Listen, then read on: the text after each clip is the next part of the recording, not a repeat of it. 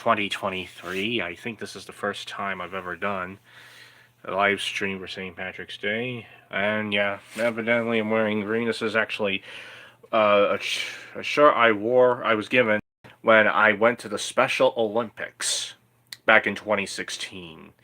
Yes, I actually participated in the Special Olympics at one time. And I enjoy my experience in the Special Olympics very much. But let's get on to.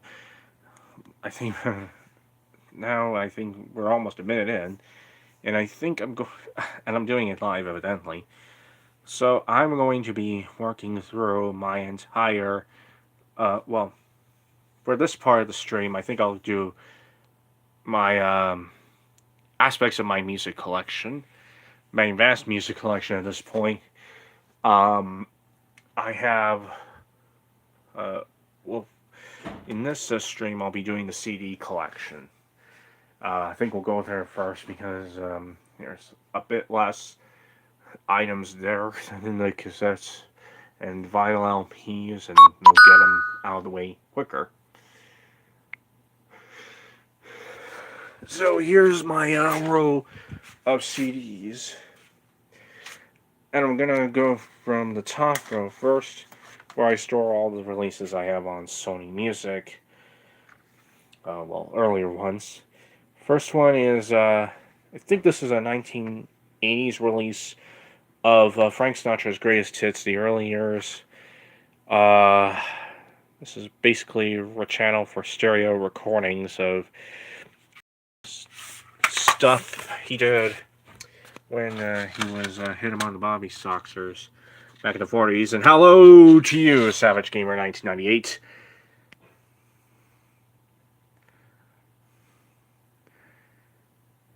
I think we're going to listen from Shadow the Hedgehog soon. Oh, no, not Shadow. Irish the Hedgehog. Not sure. And next one, I'll show the Christmas CD next. This is Barbra Streisand, A Christmas Salvo, in 1980s printing thereof, because it has a nice price sticker on there. And it's, let's see if it'll focus. There you go. Digitally remastered from the original, digitally restored from the original master tapes, digitally remastered. This is and from the late 80s, because there's now a Made in USA on there on the side, and it still has text reading. No, Big, don't do that. No, I've never even listened to Cupcake in my entire life. I've never even listened to that group.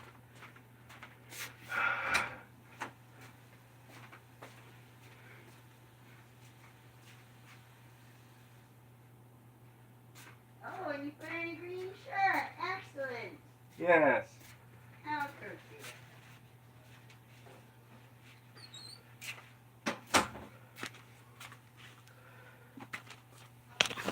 Oh, anyway. Oh yeah. She's pretty. Cupcake's pretty dirty. Let's just see. Yeah. Oh, yeah. I've got you probably some dirtier vinyl albums. They're a bit even dirtier. And we'll get to those when I show some of the comedy stuff. They're all those albums being comedy records, I think.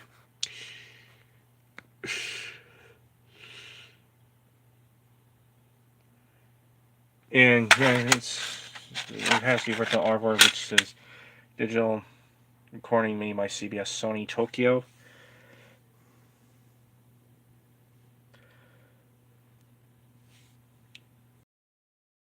Because earlier CD was we didn't get a CD manufacturing plant until 1986, I think.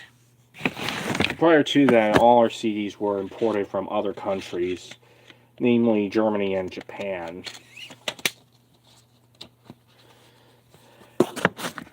It's got this little guide to the Christmas standards on there.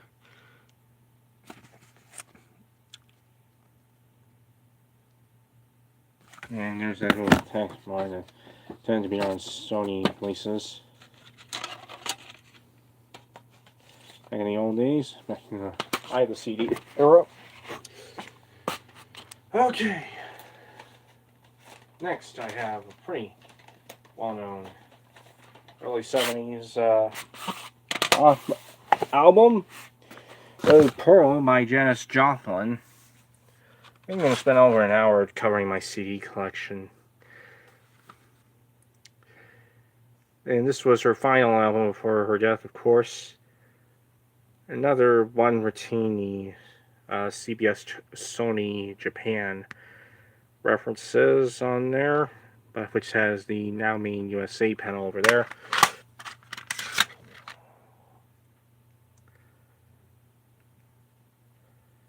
Originally released in 1971. The More Striking album I showed earlier was released in 1967 on vinyl originally. There's no date for when the CDs were released. Here's one. Sometimes I would, oftentimes I would, when I was a kid, when I went to the library, I used to store some of my CDs in library-style cases. Because the library, by that time I was going to the library regularly again. The library basically made all their cases for their CDs interchangeable. And hence to the same policy for DVDs that you would check out at the library.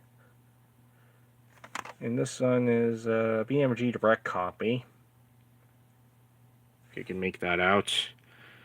I'm getting it to focus there. There you go.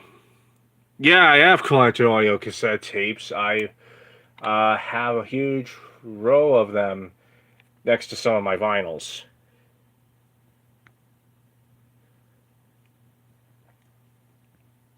Huge rows of them. I think I'll get to those some other time. This is anyway, BMG Direct, based out of 6550 East 30th Street in Indianapolis.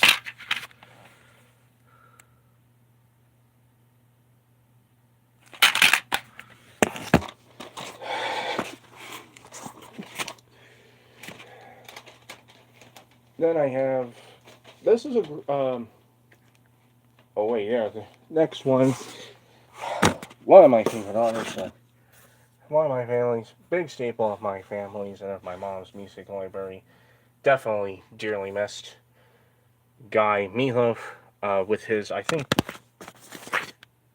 there you go, Meatloaf with one of his biggest selling albums, Bat Out of Hell.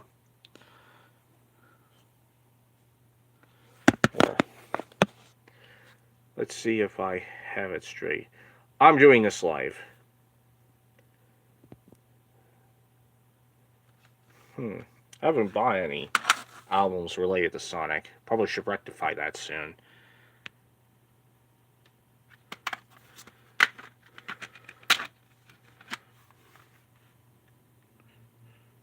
This is from... which one song is it? Anyway, this was originally released in 1977, and it was another Now Mean USA printing.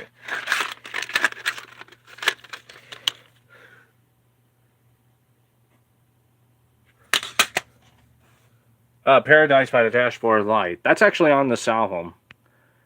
If I can get it to focus. And it's right over there.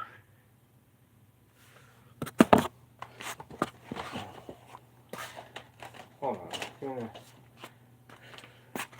check to see on YouTube, on my desktop, if among other things, I have had the camera upside down during the part of the stream. I have to again state that I'm doing this live.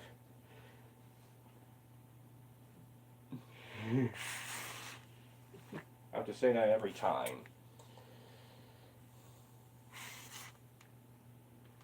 In case any no one hints. Oh. Okay. Oh, well, I'm waiting on that. Here I get it. Have the ass. That's starting to get its out of its ass. Next, I'll be showing. This is one of the groups I know from Unsung. The Unsung. There was an Unsung episode on this group over on TV1. I don't know if I recorded that or not. I'll check my DVD collection at some DVD-R collection at some point to see if a recording of it is somewhere in there. But this is Lisa and Colt Cham's Spanish Fly. Not to be confused, of course, with the thing Bill Cosby slipped in some women's drinks. This was released in 1987.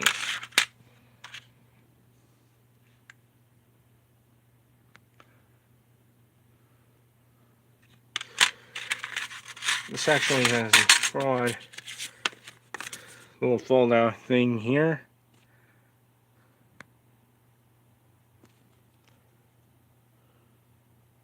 And good evening to you, Carlos Aguilar, another regular on these live broadcasts that I do, or premiere broadcasts thereof.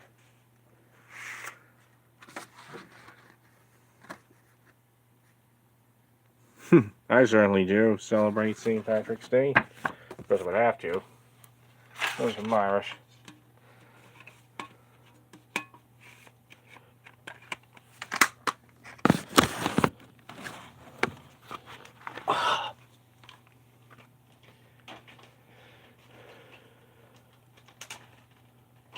Yeah, I have a lot of boy band, a couple of boy band records, both records in my music collection.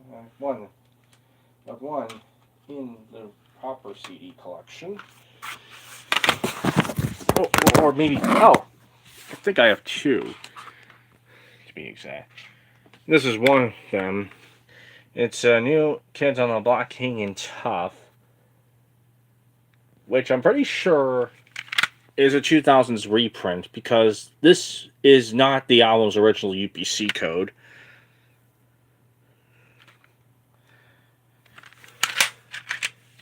This record originally came out in 1988, by the way.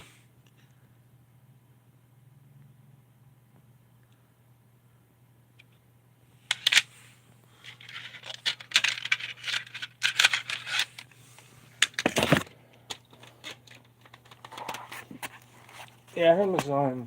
I usually tend to buy used CDs because on Amazon, because Amazon can be, well, as it turned out to be a stealing company about years ago, because Amazon can be hit or miss with on CD.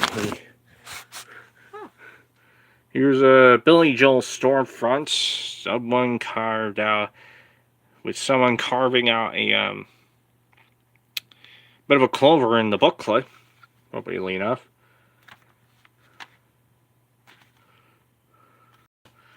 This is the album with We Didn't Start the Fire on it.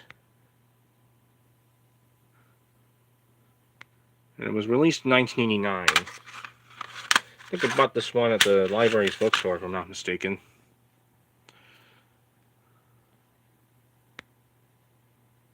On Stone Avenue. Back in 2018. I wish I could go there more regularly. They have tons of interesting CDs that I don't usually see copies of. Some that I didn't even know in forms that I didn't even know existed until. Yeah.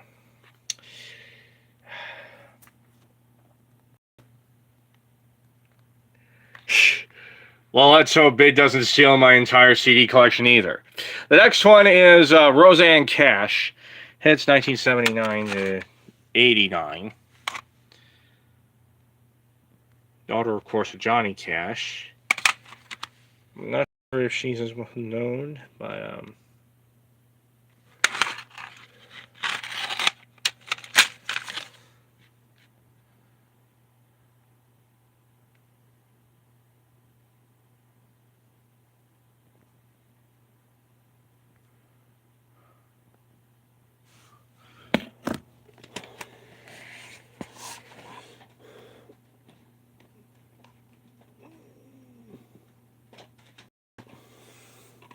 And, with all the music biopics that have come out on black musicians recently, like, recently they made life stories of the likes of Whitney Houston, and then also what was it? Aretha Franklin. Next subject, I bet, or hope to bet anyway, for one of these things is Bessie Smith, and I have here Bessie Smith the Collection, which is digitally remastered directly from the original album tapes.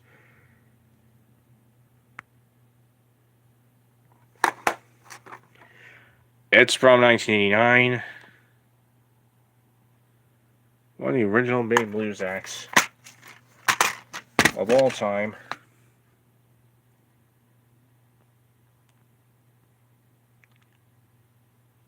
One of the original Babe Blues acts out there. Huge influence on Janis Joplin, among others.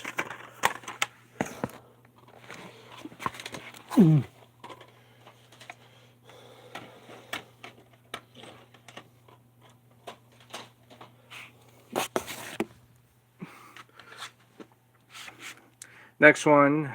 Now I am out of the era of CBS records, as far as the Columbia / Epic / other CDs, but and now onto the I'm onto the Sony Music era of Sony Music, which is, yes, trans lives do matter.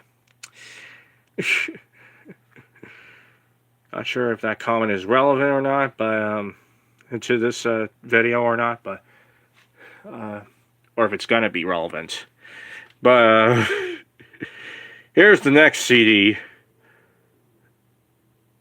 The definitive Simon and Garfunkel, a British Columbia CD from 1991.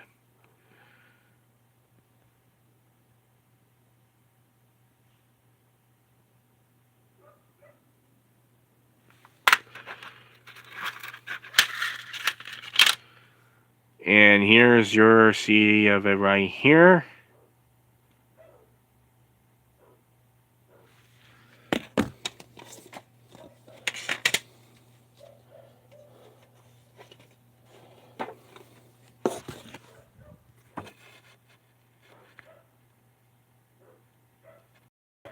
Here's a little remote right here. Oh.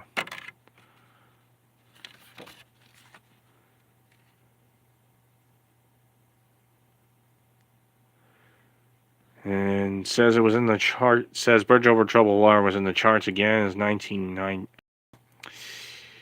recently as 1991. Through another version of it, I think. I forget the name of the artist, but I don't think that version was as big here in the States that year. I don't think it was as big anyway. Now here's a CD I have from the land of Bluey. Sly and the Family Stone's Greatest Hits. Yep, that's right. This is an Australian printing of that CD. Are you doing something private? What? I want to give you the message. What? What are you doing? I was doing a stream. Oh, I'm sorry. Look, I should give you. Look, make your space to try to find it. Look on your favor and give you peace. Make God make you like I should know nothing. Go back to your stream. I'm sorry. I didn't mean to interrupt. Anyway, yep, Australian CD of Sly and the Family Stone's Greatest Hits. Let's see if I have the camera situated straight.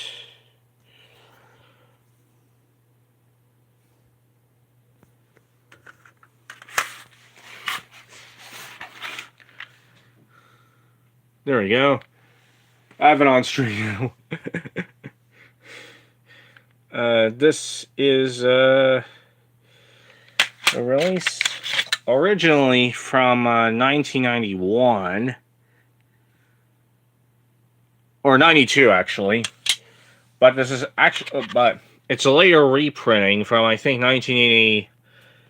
From 1998 or 99, I'm not sure. Maybe from the early 2000s even. Because it has the newer Epic logo, which, ironically enough, was the logo originally used on Sly and the Family Stone's albums. It was originally used for the vinyl of this compilation.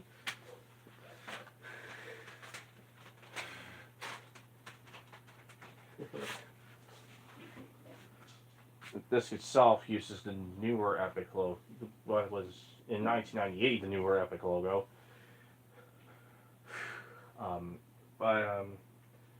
The inlay uses the 1991 one.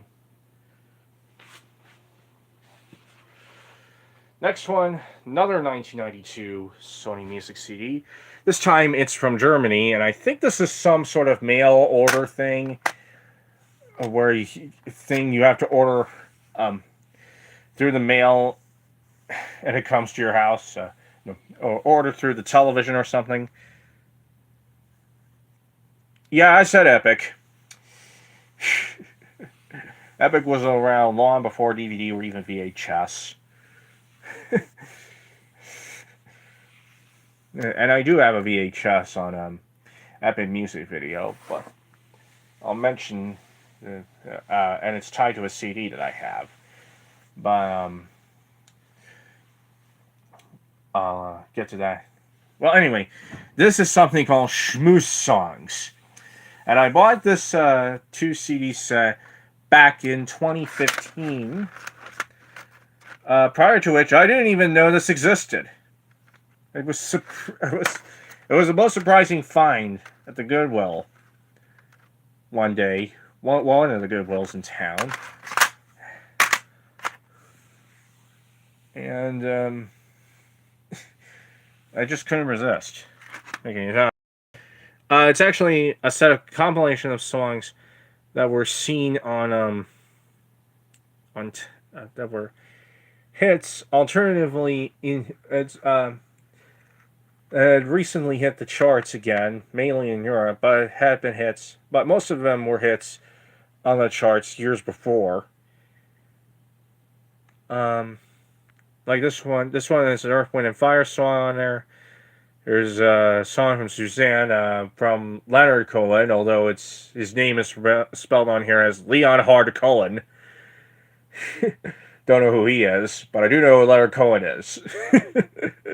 I know who Leonard Cohen is, but I don't know who Leon Hard Cohen is. Leon Hard Cohen.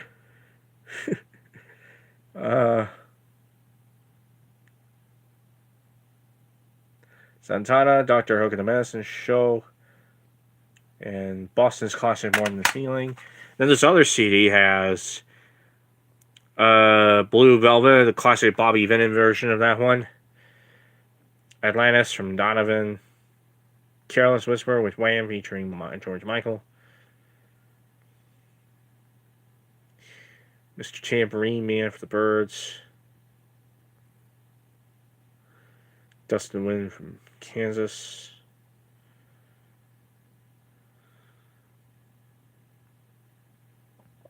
In Africa from Toto.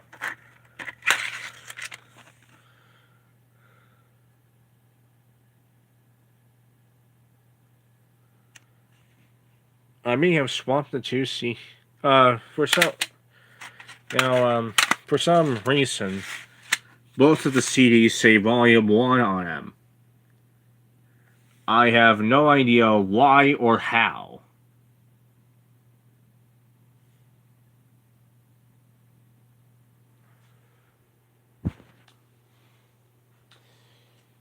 And again, I want to stress that this was actually a local find. Of a CD that I didn't even know existed. And again, I think this was done through mail order. this was released. This was a CD you had to order through the mail.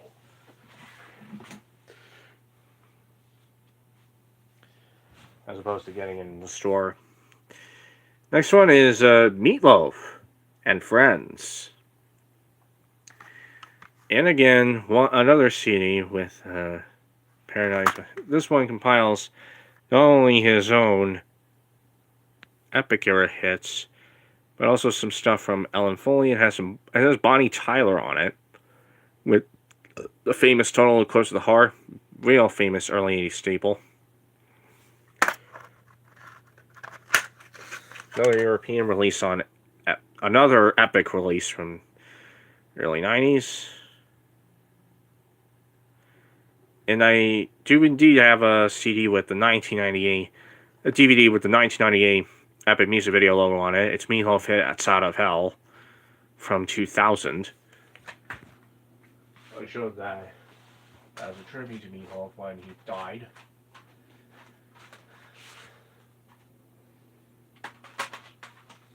Last two from the top row.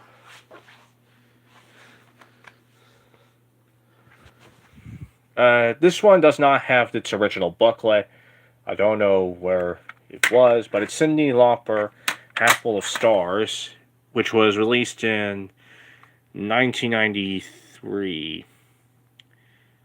Now, Cyndi appeared a lot on TV after the 80s, but for some reason was never really able to have a hit as big as her, either Girls Just Want to Have Fun or True Colors after that time.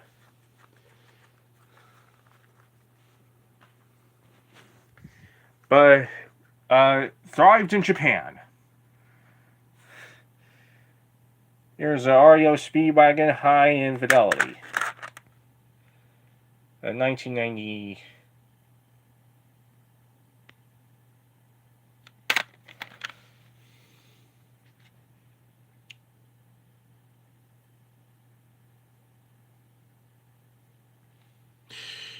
Nice.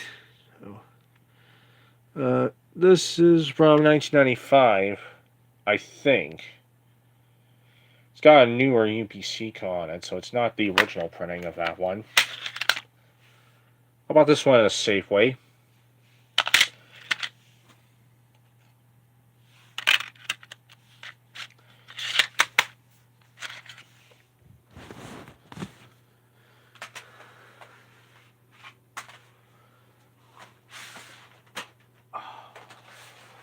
Here we go with row 2. Row number 2. Sometimes, yeah, it strains my arms a little bit to put things back on the top shelf. Get things out of the top shelf.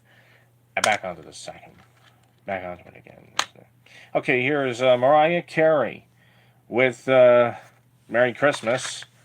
Her first Merry Christmas CD. And I also have the original... I don't have the LP of REO Speedwagon's High Infidelity, but I do have the cassette version of it. But anyway, moving on from that now. We have Mariah Carey with Merry Christmas. Her first Christmas album.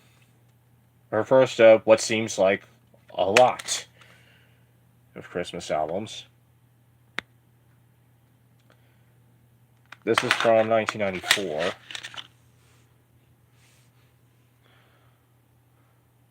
And the sun's going down, so you may not be able to see some of them CDs I have very well.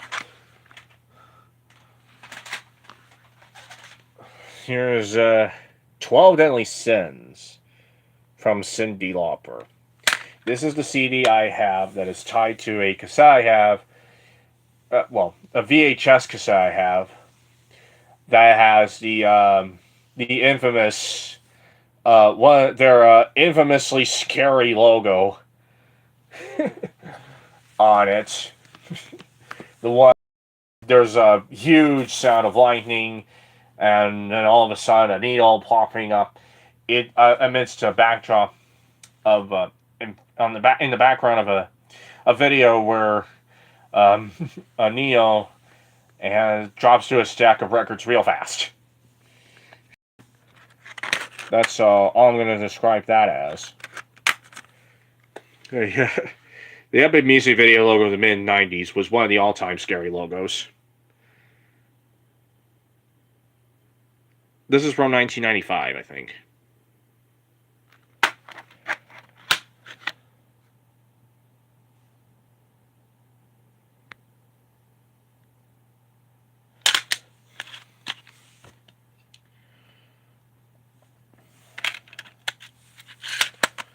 I think I filmed this video, this part of the stream earlier than I did.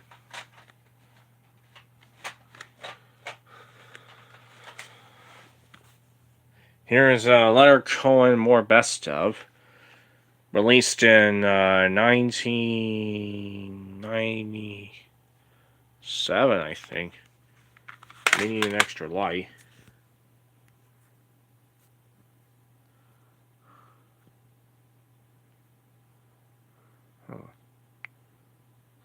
Flash unavailable while using camera and using flash. Damn it! Is there any way I can turn the light on?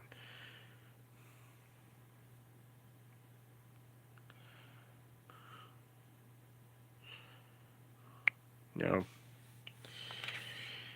So you're gonna get a dim view for most of the rest of this thing. This is another BMG Direct copy.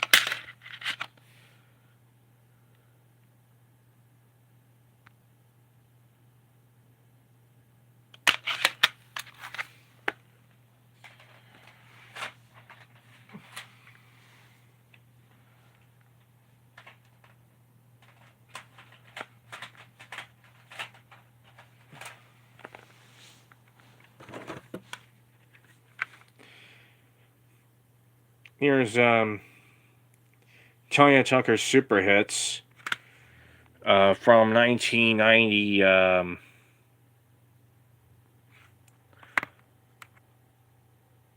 1998. This one is a quickie compilation for CD releases. The disc label looks like a shampoo bottle. We're not sure that's the play or not.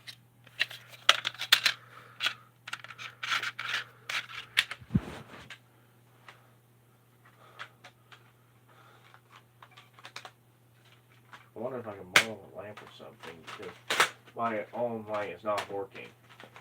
My own overhead light stopped working a long time ago, unfortunately. So I'm gonna try to go over here and see if I can coat the wallpaper with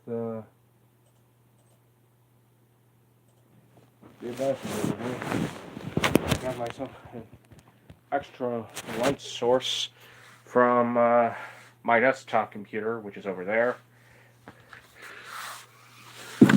I'm not sure it's that bright, but it'll do. Here's a 1998 Billy Joel remastered CD of Turnstiles, which I also have on vinyl, and I think I also have a rather worn out cassette of that one. The cassette of this one, it's had its day. Another BMG Direct copy. I think, yeah, the next few are all Billy Joel remastered albums from 1998 that are all enhanced CDs, and they are, I think all of them are BMG Direct pressings. Well, here's this one.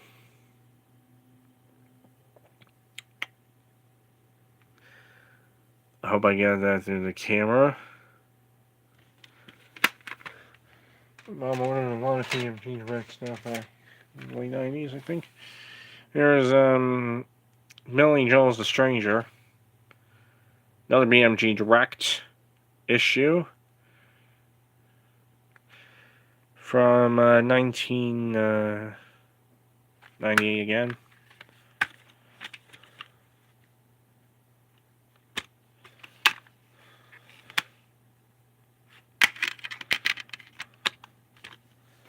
Billy Joel, great artist. Now here's a rather muddy CD with artwork that's been through the mud. Nylon Curtain from Billy Joel. Again from 1998. Again, another BMG Direct pressing. Look how muddy. I'm gonna hold this up there. Yeah, that's been through the mud.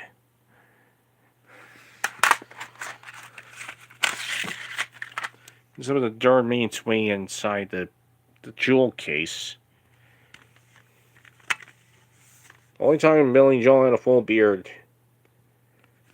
in the photos, I think.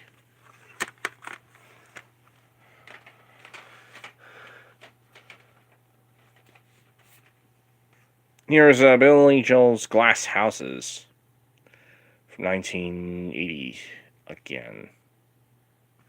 1980 originally. And yet another BMG Direct. And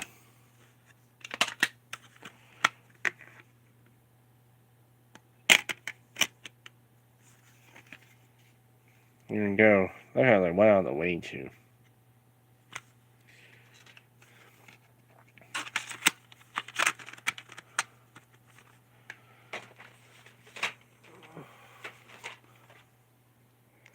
Here's JT from James Taylor.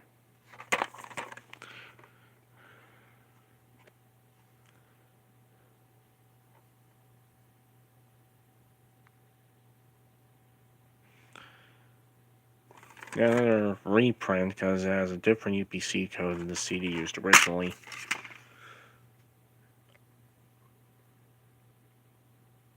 This is the 2000 remaster of the 1977 album.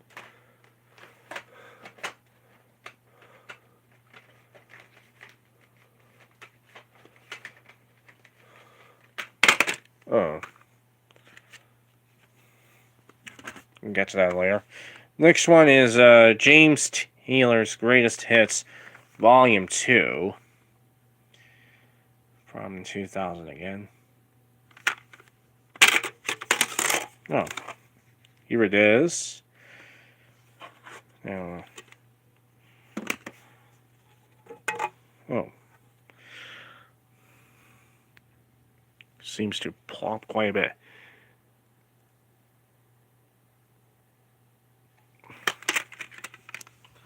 Another 2000 remaster of a, well, originally 2000 release. And but it's got a newer UPC code on the back.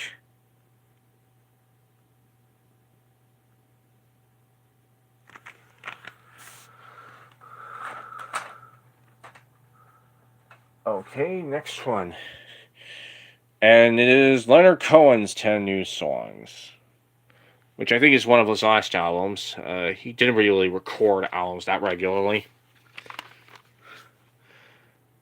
This is from 2001, and it's another BMG Direct printing. I was going to play 1,000 Kisses Deep off this album, but during my Valentine's Day stream, but I didn't have much time to do that in. And I don't think it's appropriate for St. Patrick's Day, though. And I don't think it fits the St. Patrick's Day theme. So I probably won't play it in this stream either. Anyway, here's the one that fell out. I think this was a CD box set at some point but this has been taken out of it. Simon and Garfunkel's Parsley, Sage, Rosemary, and Thyme. Released, I think, in 2002. I think the vinyl, I think it's more readable on the vinyl. I think it's a bit hard to read. The younger you are, the easier it is to read what's on the liner notes on the back of this CD, of this particular CD event. But if you get older enough, for the box set, I just have it stand alone. I don't have any of the rest of this whatever box set this came from.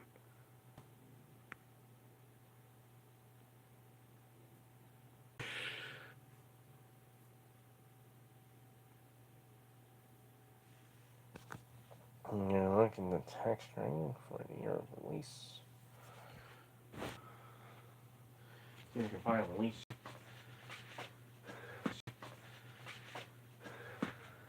I'll go in the living room.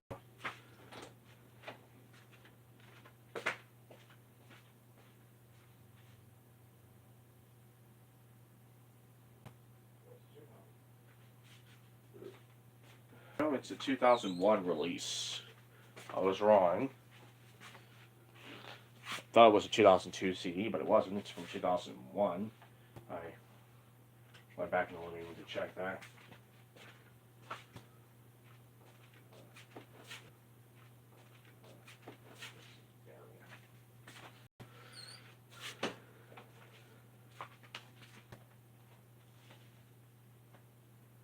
Now here's the next CD. Yeah. Sorry about that. Sorry about that. The next is Cyndi Lauper at Last. This is from, I believe, 2003.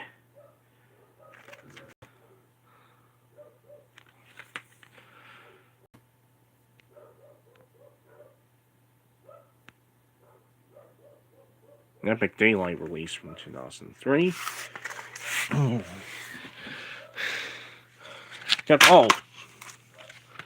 Oh, fuck. Sorry about that. Another reprint because it has a new piece back.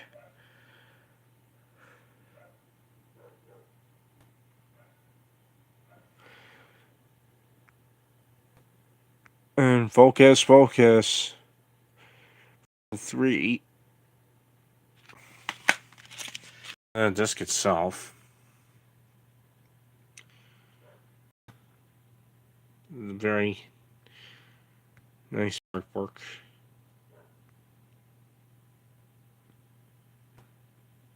On it.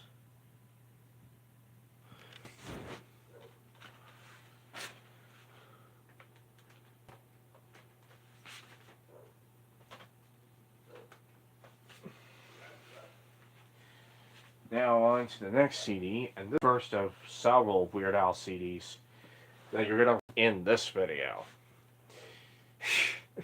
Yeah, I'm knee deep in Weird Al Yankovic. My mom and I are knee deep into Weird Al Yankovic.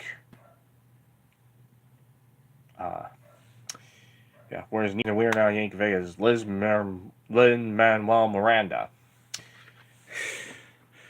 And this is the first of his that we're going to run through, Straight Outta Linwood, from 2006 and released on Volcano Entertainment in some sort of conjunct Waymobil label.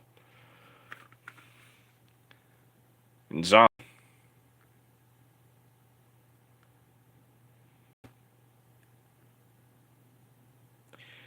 And it's an hour recording made by Volcano Entertainment the third. Volcano Entertainment the second or the first. And this is actually a dual disc release. Yeah, there were a lot of gimmicks that were attempted for this physical media releases of music. The 2000s, when everyone was going to MP3s for a little while. Starting to shift away from physical media. When the music market was going to MP3s and this one to MP3s, the CDs were still being made. Vinyl had yet to make its big comeback, and there were a lot of gimmicks attempted for CDs. There were some copy protection gimmicks, most infamously extended copy protection, which gonna get I don't plan on getting a CD with XCP soon because I don't want to ruin my computer.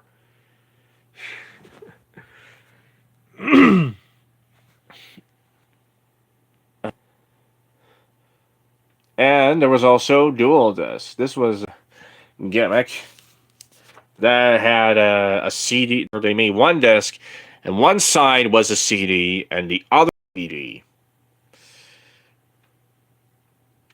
And none of the gimmicks lasted long. And I don't think any of the gimmicks of this particular era of music survived.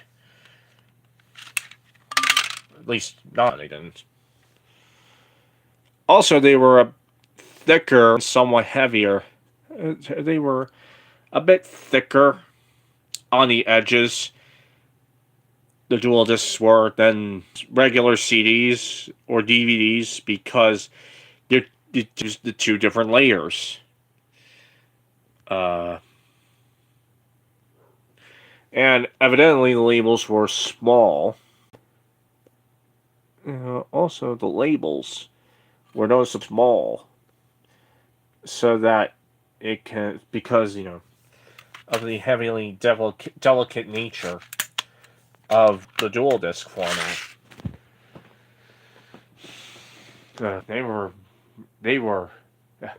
to say these things were fragile statement. Understatement to pin these CDs as fragile. And hold on, I'm trying to get some extra in here because the lighting is in my room these days because my light went out a long time ago, as I said.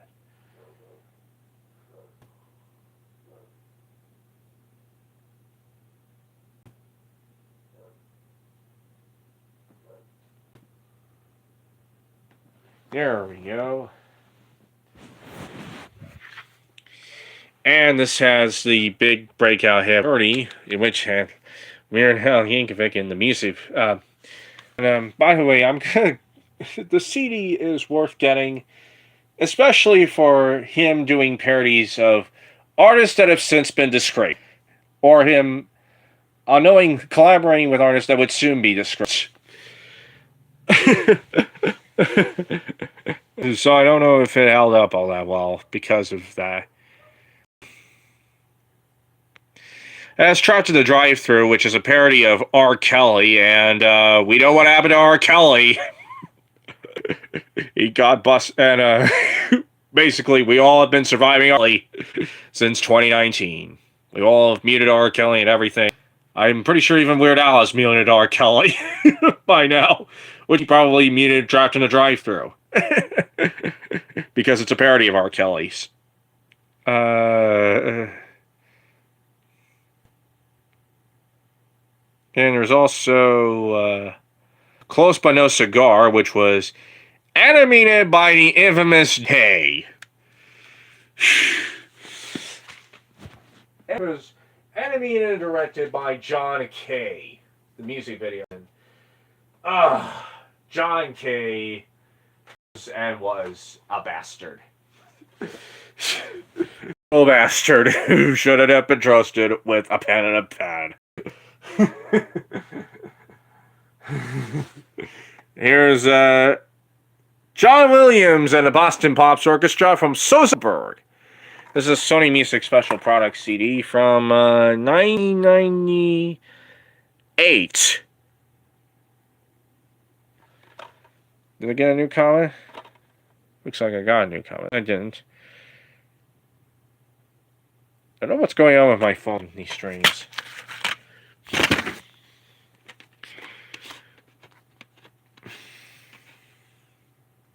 Okay, so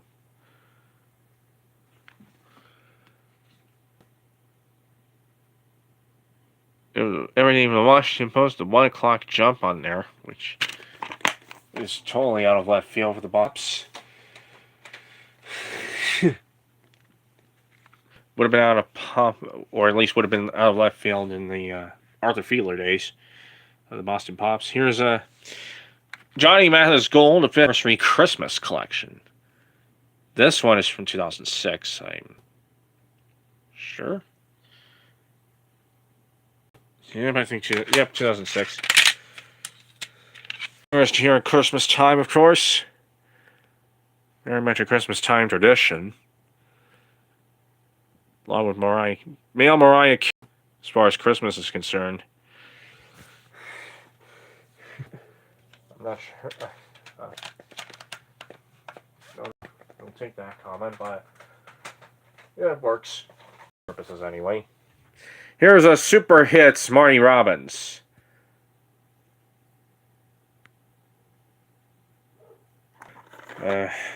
Another really cheap compilation that I wanted to get Gone Fire Ballads and Trail Songs this instead one day.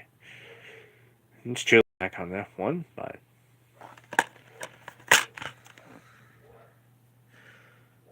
yeah, but another one it's packaged like a shampoo label. So you know it's a pretty cheap compilation. This compilation was done for cheap. Oh, there. CD, and it's unfortunately a CD I can't play. Tony Bennett Collections. This one, I think, material that was all re-recordings he did for a 1971 album of all his hits up there, which he did just before quitting Columbia, and right when he was about to obscurity for a little bit, and then he came back in a huge way back in the late 80s and early 90s. And I'm gonna get to here's why I can't play it, because there's a big hole right over there. There's a someone punched this out real good. The point where I even play most of the CD. I may have to dump it at some point. I've not really thought of dumping it. It's a Canadian, and this one's a Canadian copy from 2007. Open show up here.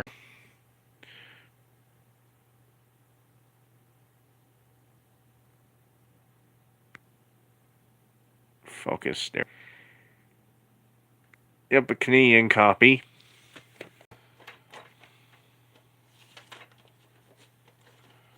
Here's Frank Sinatra Love Songs.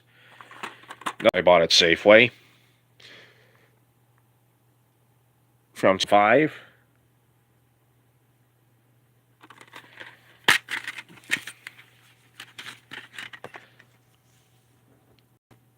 Is it from 2004? No, it's a 2008 release. So it was released so it's from the period of the Great Recession, I think. Okay, here's the next CD. And it's Weird Al CD number 2. Alpocalypse. Having this until recently, when after the death of Jim Steinman, I listened to his parody of "Stop Warning That Crap to Me," which is his great rant, I think, on spam emails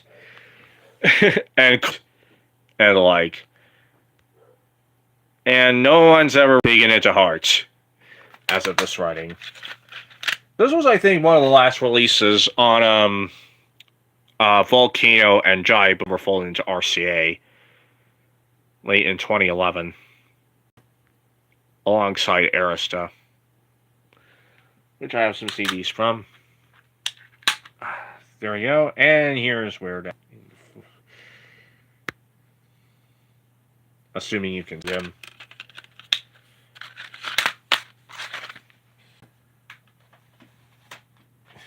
By the way, I full 4 stars to the recent satirical biopic on a film called Weird, the Al Yankovic story, which Roku was far more eligible for Emmys than it was for the Oscars.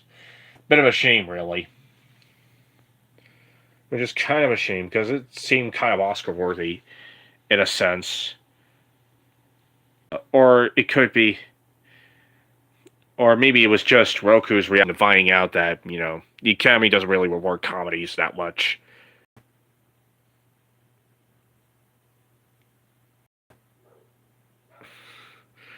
Here's Meatloaf Hell in a Hand.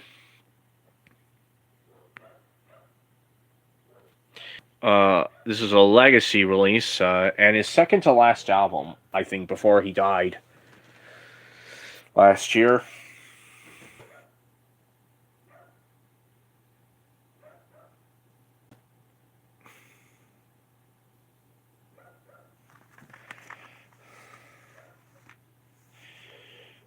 This is from 2012, at any rate.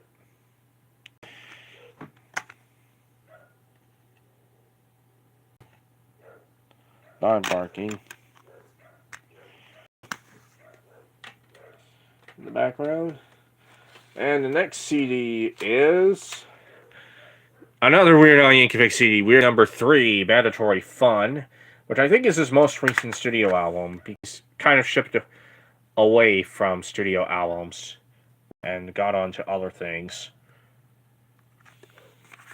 Because he stopped making albums after a little while. Moved right into making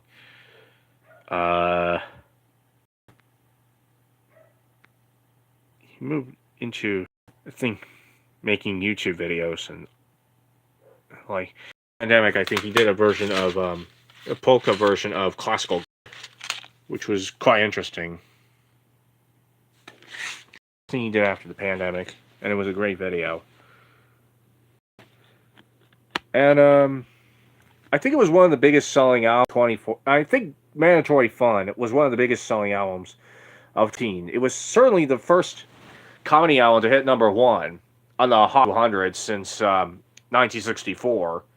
In the 50 years, really. It's well, the first comedy album that hit #1 on the chart since 1994 when Alan Sherman recorded My Son and I. So why CNN?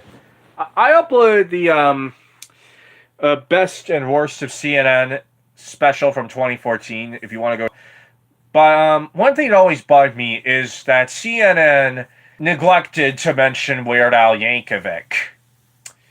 Music portion of that video, even though 2014 was a big year for Weird Al Yankovic. How could omit someone who had a pretty big 2014 before Weird Al Yankovic? But that for some other time. Next is The Sound of Music on digitally remastered audio recordings from RCA. Released in December 1984 on CD. But I'm pretty sure that this is a 90s reprint on G. And indeed, this is a printing from the late 90s Canadian copy.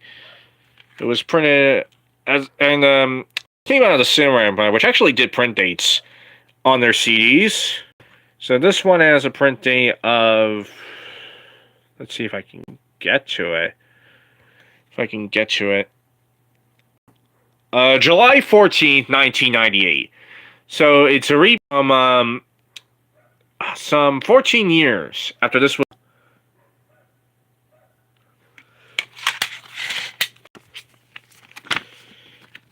And it has some lovely folding there. And if I fold out, biography on some liner notes about Rodgers and Hammerstein, and about that were written by Judith Crest, who did movie for a very long time on WWOR, Channel 9 in New York, and also did movie reviews for TV Guide, if I'm not mistaken.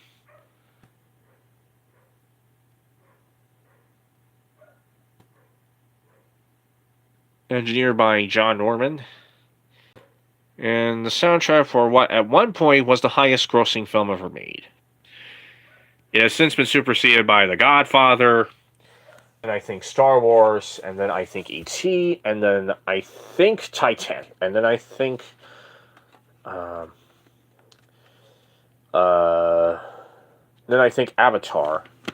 I'm not sure if I have the order. I'm skimming over a movie That may have been a highest grossing at some, or maybe skipping one or two. But, those are all I could think of at that moment. Here's the next CD. Greatest Hits from the Canadian Brass. This one's on RCA. And it was released in 1983. Featuring, of course, the theme song from CBS News Sunday Morning. And very early CD release that I found one day. And how do you know it's early one? Because it actually says right over there, made in Japan. Yep, we didn't make our own CDs back then. Back in 83 or 84. We just had Japan, the Japan. For, here's RCA compact disc from the classical end of things. And I believe this is a printing from 1984. This is a number from the 5000 series, and I know that didn't even begin until 1984. RCA's Consolidated series was reduced to distributing its own stuff and also stuff on it, which I think go out of business at some point. Now here's a man who had a biopic about him that was nominated for Oscars, but had a color purple effect on it. Elvis and his golden records.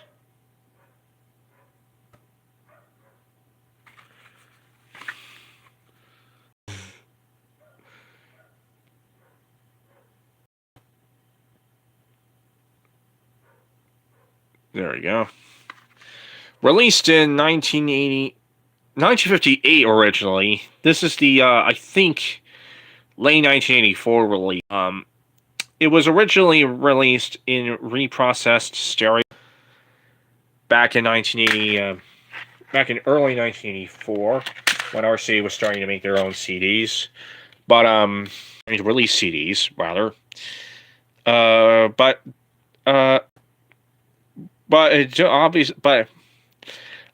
Obviously, rechanneled stereo was never going to work on CD, and when complaints were filed because of higher resolution than vinyl, the resolution CD's audio was too high to allow for, like, electronic stereo to appear on CD.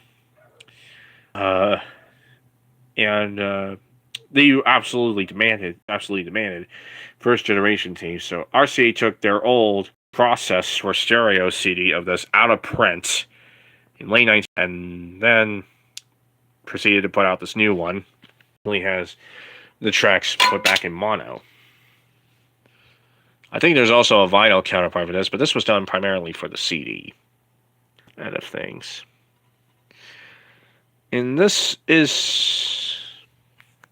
Let me see if I have the print date straight for that one. Actually, also has a month date. In this case, for the pressing. And it was pressed in 1988. The booklet inside has pages that are made out of paper, which tended to happen on early RCA CDs. Okay.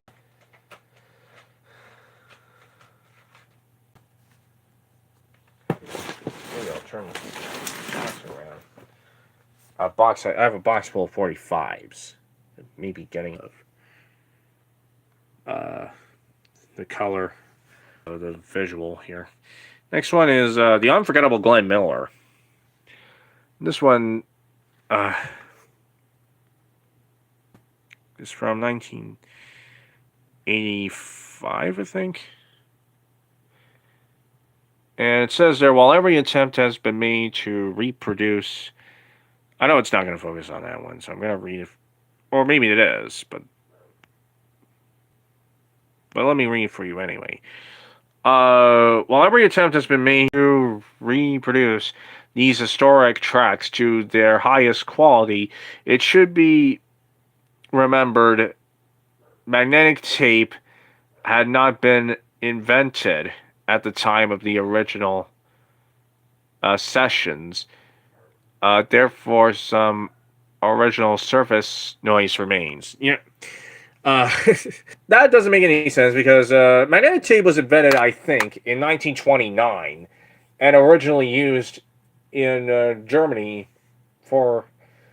Infamously, it was used to record broadcasts done by the Third Reich. Uh, and then it was confiscated from Germany after World War II. Although Glenn Miller died during World War II.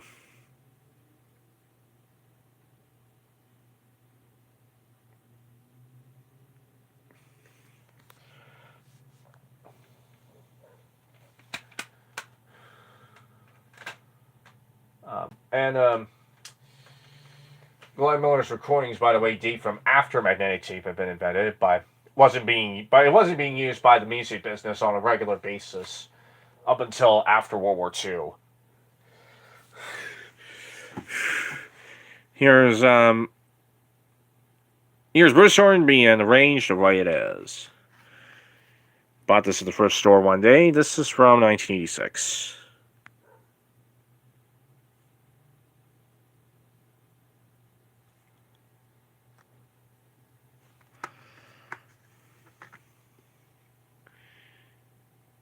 This one's in very good condition. This one's in great condition. Doesn't look like it's ever been played at any point.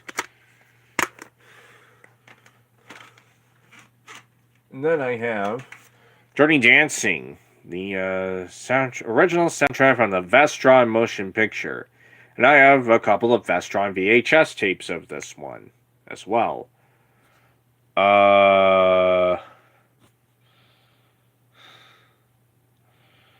Don't know why I tapped a comment there.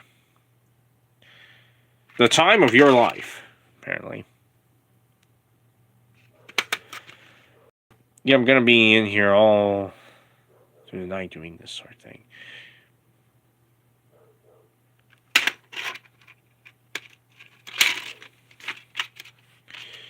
And there's the disc itself.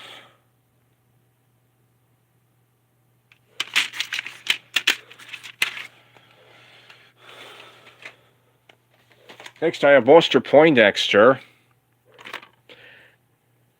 from 1987. I also have the 45 of the hit that came out of this, which is Ha Ha Ha. And this is yet another reprint because it has a different UPC code from the original release.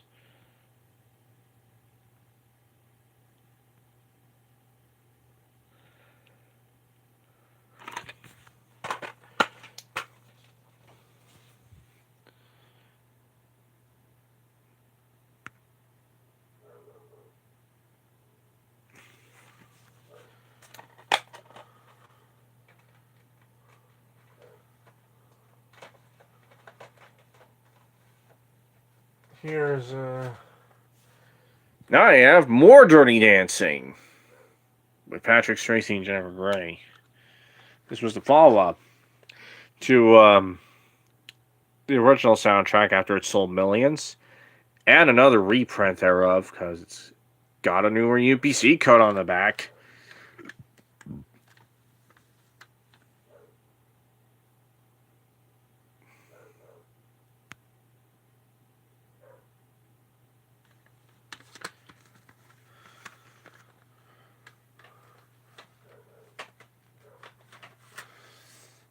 Here's Perry Como's all-time greatest hits from 19. It says 76, but I believe the CD is actually from 1988. I don't know what's going on my phone today.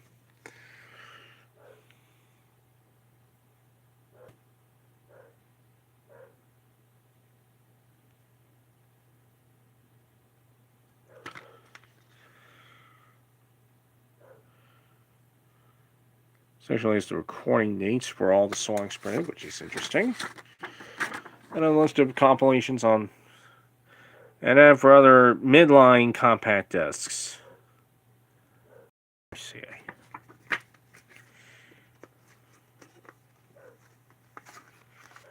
Back here.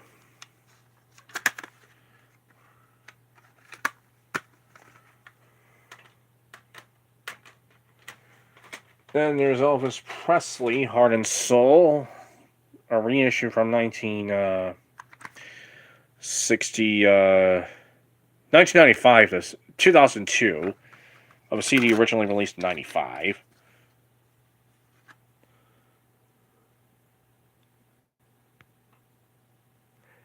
Yet another CD I bought at Safeway.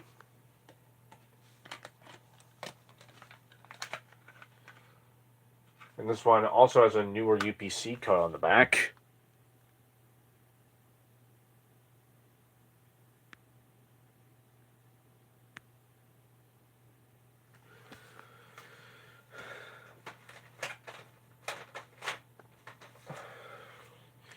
Here's the Essential Waylon Jennings from 1996. Did a lot of Essential. RC did a lot of Essential albums for country artists back then. He was among them. Back in 96. Between 1995 and 1996.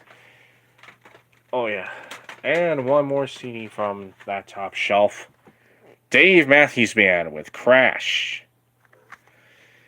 This is from 1996.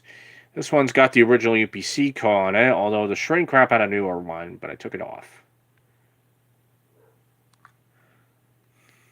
They didn't put a new UPC code over that one.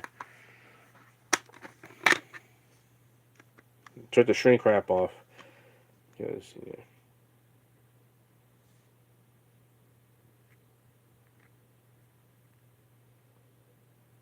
Just felt a bit more authentic. Just using the original UPC code on the pack. And besides, this feels a bit more like the original. Feels a bit more like the original pressing. That makes it, the UPC code up there makes it feel a bit more like the original pressing.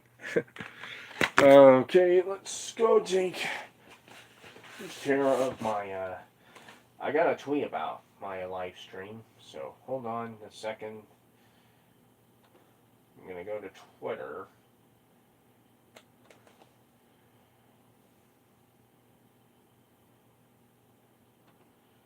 What do I add? Moderator, excuse me.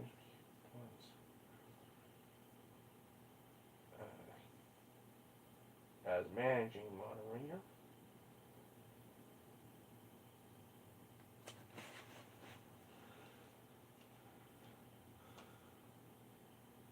Here's me. I'm gonna reward LNK and Carlos Aguilar for how many times they are on the stream.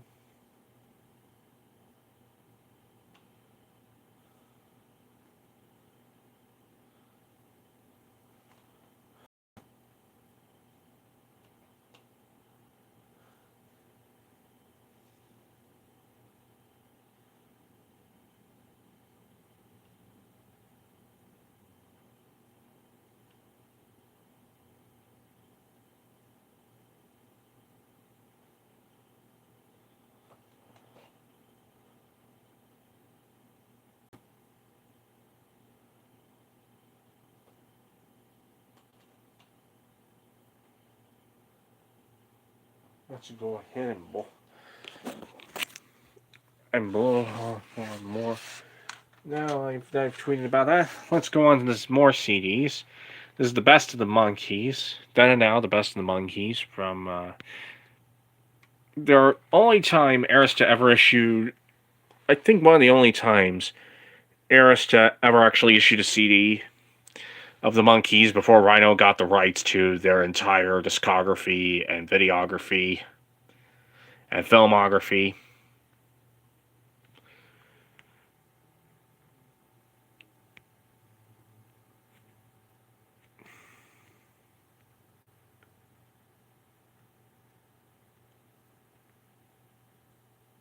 It's from 1986. This is actually European printing.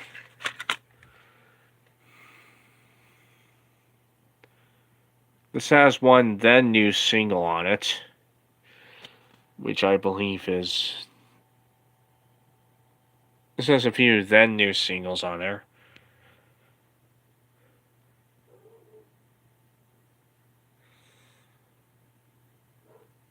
In addition to their familiar tunes.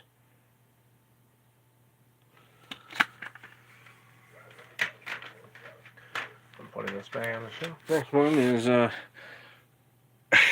I had a bit of a German music thing. I have a bit of a thing for German stuff when I was a teen. Do not ask me how or why, but this is Das Blue album. This is from Udo Jürgens. Sometimes I return to buying German things. Other times I don't. But this is from 1988, I think. Yeah, 1988.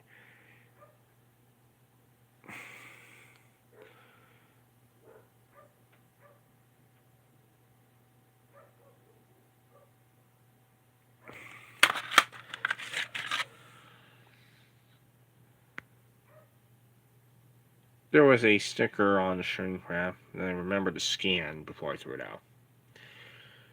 Probably should have put it on here. I forget what it looked like. It'll come to mind eventually. Here's Harry Belafonte. It's Golden Records, Volume 1. I was obsessed with Sony and BMG stuff back then. Back when I was a teen, and I bought from those. This is from 1993.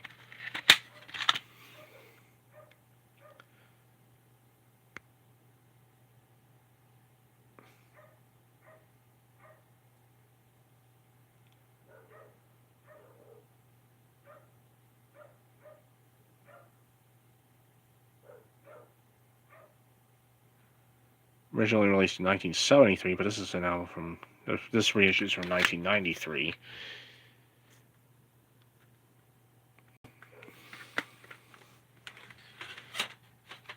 And here's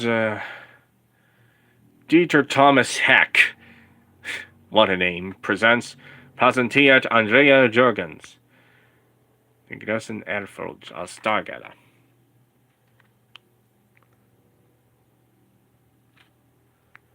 From 1996. I have no idea who Thomas Heck was. I'm going to have to look him up.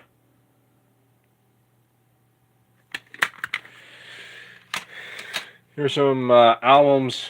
I have 3 CDs from Hino. Let me tell you, who you obviously know. If you're in the States, you obviously know him almost exclusively for being a recurring feature of David Letterman's record collection. He was a very big star in Germany who looked a little bit like Roy Orbison and had a very deep voice and sang in German.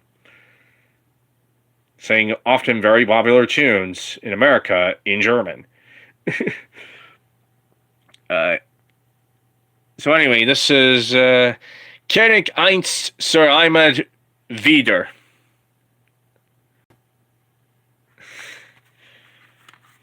Yep, he was best known for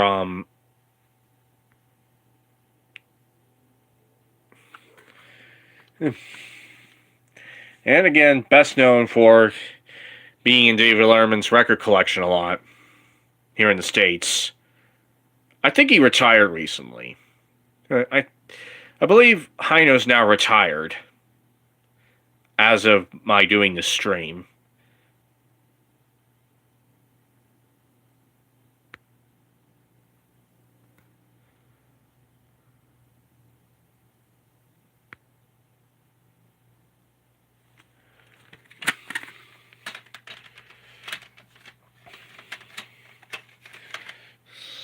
Here's Der Goldene Hino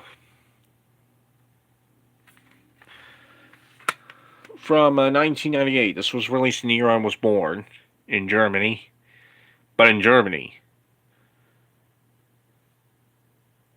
not the U.S. obviously. I don't think any of his albums came out here in the States.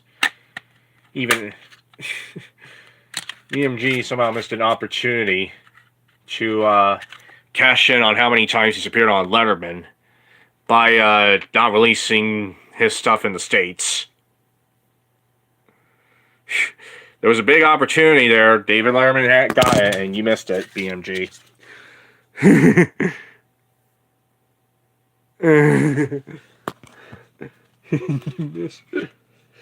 You missed it real big. By not releasing the stuff in the States. But you released this guy's stuff in the States. It's another Harry Belafonte compilation. This next guy's one, stuff in the States. This is a Harry Belafonte, The Collection.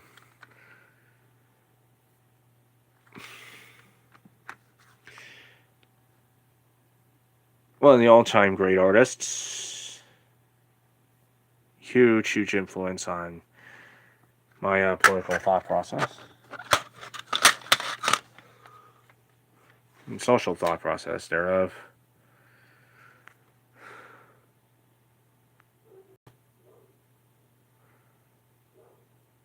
This is a UK, made for the UK market, but obviously made in Europe for the UK market, released in 1999. And it's got an ad for the collection CDs from Eartha Kitt, Meatloaf, Glenn Miller, Akara, bunch of other artists that I don't think you can see that well, or maybe you can. Amanda Lear, whose song "Follow Me" was recently used in a Chanel commercial that was tied into Macy's. I remember if assuming you've seen that on television, I have. Here's Nur da Beste. I know. Der größten Hits.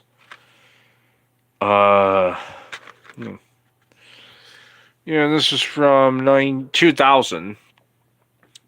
Copy Kills Music.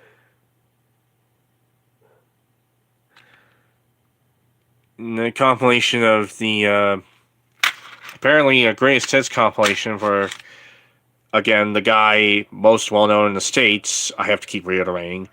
Most well known here in the States for appearing on, for making frequent visits to David Letterman's record collection.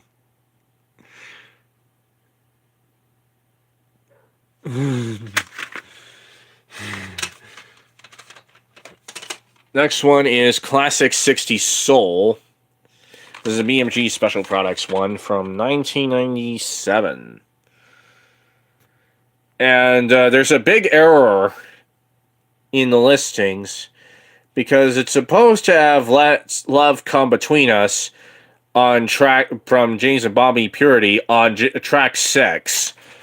But track 6 is actually Break Your Promise from the Delphonics. I don't know how or why there's that big error there.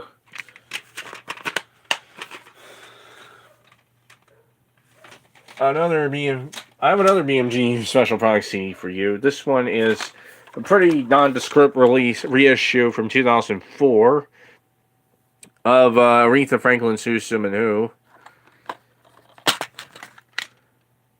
which, being the same way, made the rather big hit for Aretha back in '85, but it's since faded into obscurity to the point where you never seen it. Where in the 2021 Aretha Franklin documentary, you never hear or see any mention of that at all.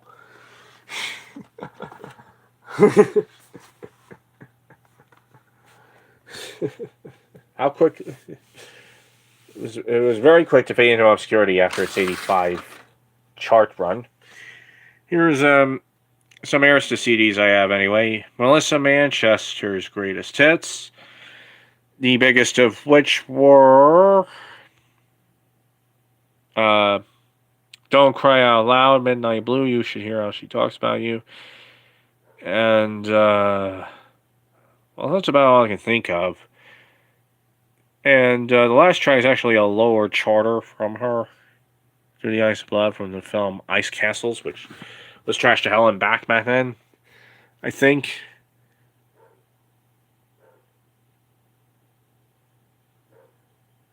This is a Canadian copy.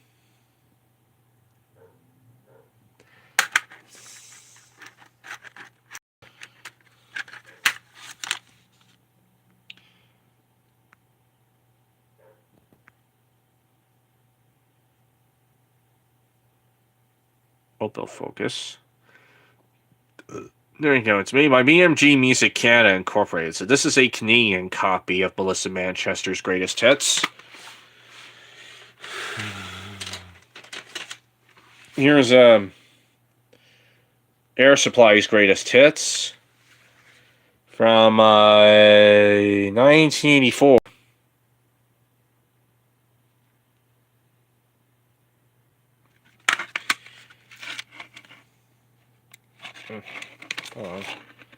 There we go.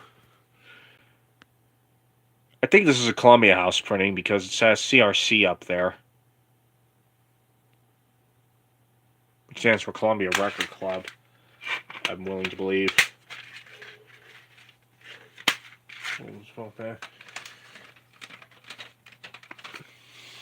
Here is Fifth Dimension's Greatest Hits on Earth from 1985. This particular printing of it is from, as of the German BMG Blue, I have the German Bell LP of this one. And this one was pressed by Disc Manufacturing Incorporated, who pressed a lot of CDs for BMG back in the 80s. Doesn't have a print date anywhere on it, though.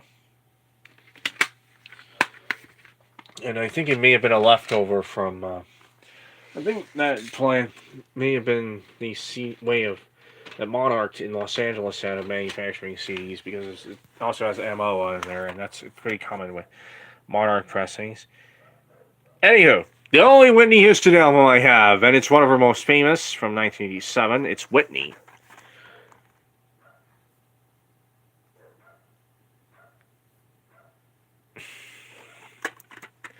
And she also recently got one of those biopics of the variety that Weird, the Al Yankovic story, was making fun of.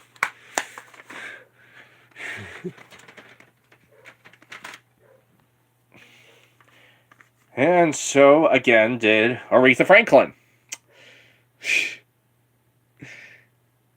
So there's Aretha there. This is from 1986. This one had the hit, I Knew You Were Waiting for Me.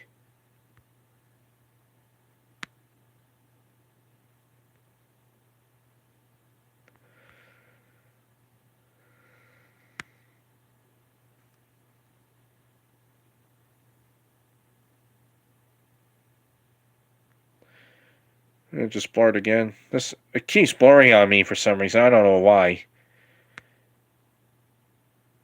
This is from 1986.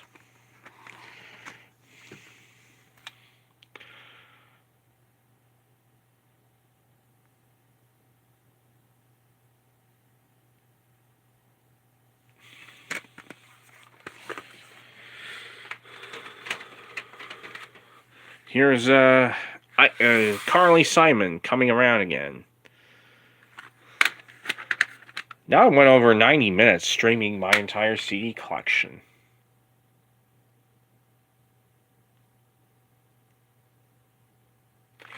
By the way, that's not the correct. That's the. By the way, this actually has the wrong UPC code on it. This actually is from a cassette. I remember finding out what the cassette it was of at some point.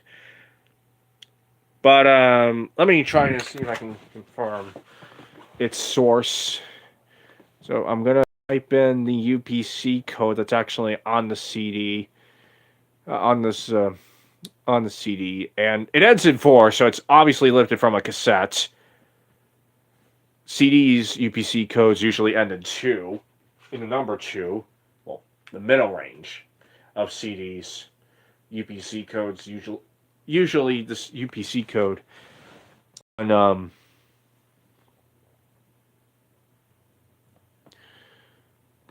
CDs that were pressed by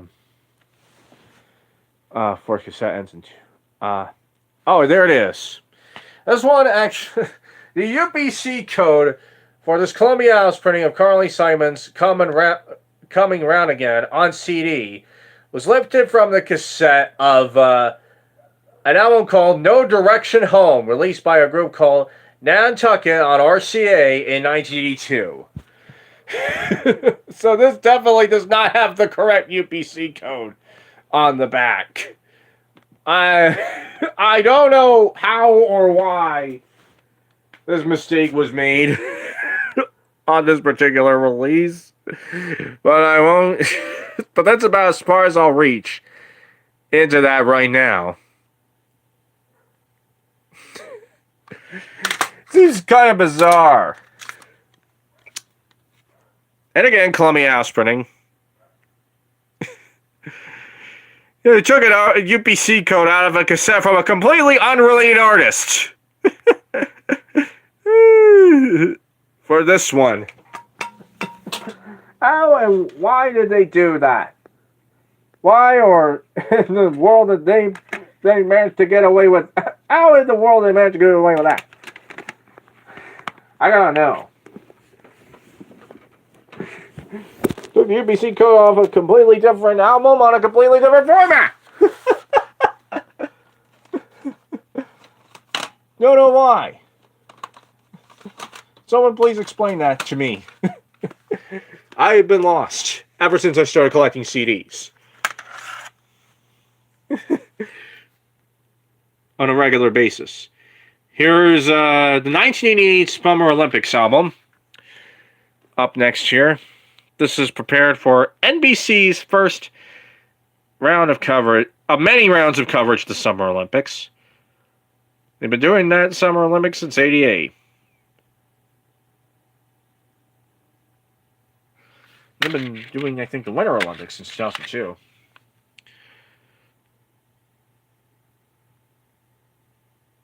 It's got One Woman in Time, which was a hit for Whitney Houston. Although, not really a well-remembered hit of Whitney Houston's.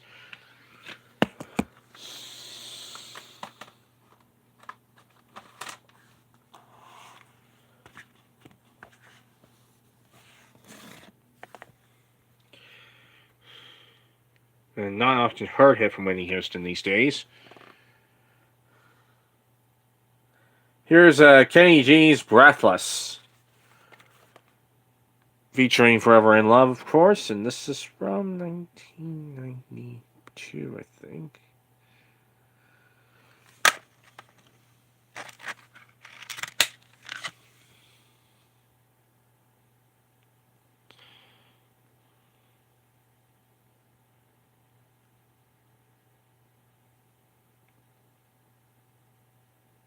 This is from 1992.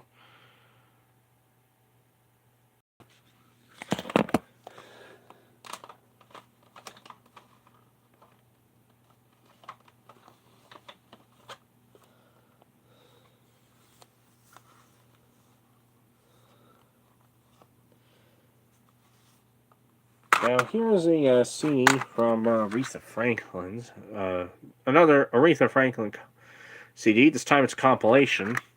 It's a Platinum and Gold collection. This was released in 2003. And it's got, two of her most well-known hits, which were both on Atlantic in the late 60s. It's also mostly got her Arista stuff on here. The stuff that was big for her on Arista. Apparently, you can only license 2 of her Atlantic hits. and they're the first 2 tracks on here. Also, this was the first. Respect is actually presented in full stereo on this particular CD, which is, you don't often hear it in full stereo though.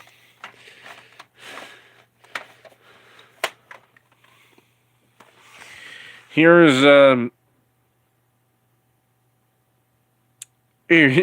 we're gonna get into more Weird Al Yankovic stuff. These are all the albums incidentally that I have on Volcano, by the way, and all of them are Weird Al albums, 2 of which are reissues.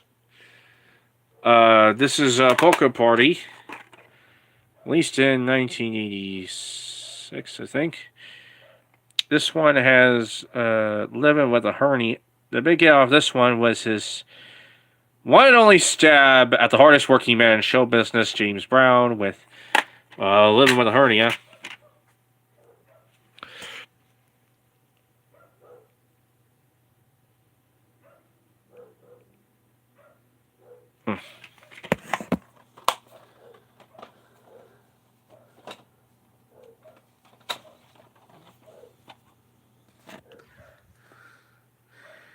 Here's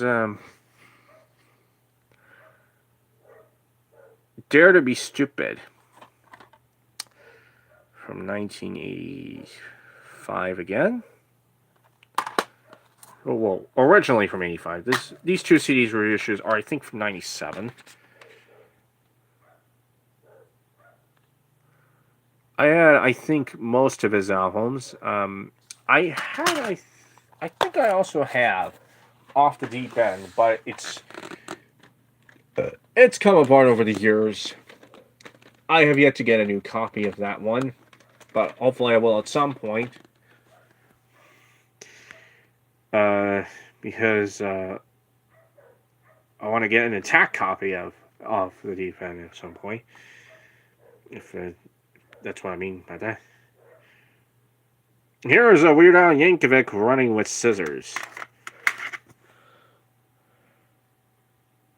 I think I may retitle this stream at some point because if I don't play any Irish jigs on there or something, then it's not really all that much of a St. Patrick's Day thread.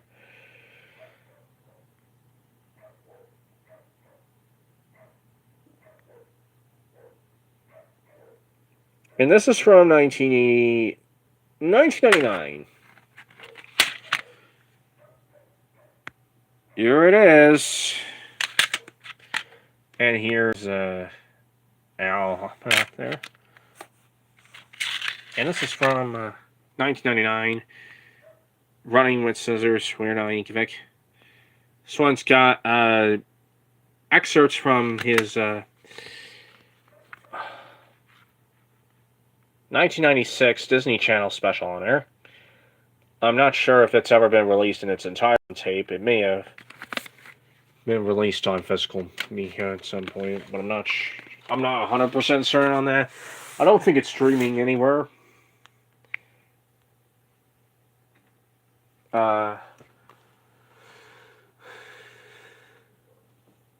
Unless I'll have to look it up. I don't know if it's streaming or not. But anyway, 7:42 p.m. right now. I've been going at it since 6 o'clock today. 6 o'clock p.m. Okay, so the next one, Emmylou Harris, Luxury Liner. Another BMG Direct printing.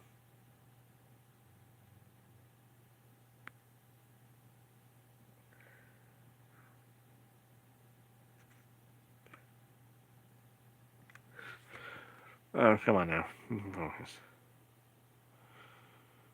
This is from 1977 originally. Hello, Dexter64.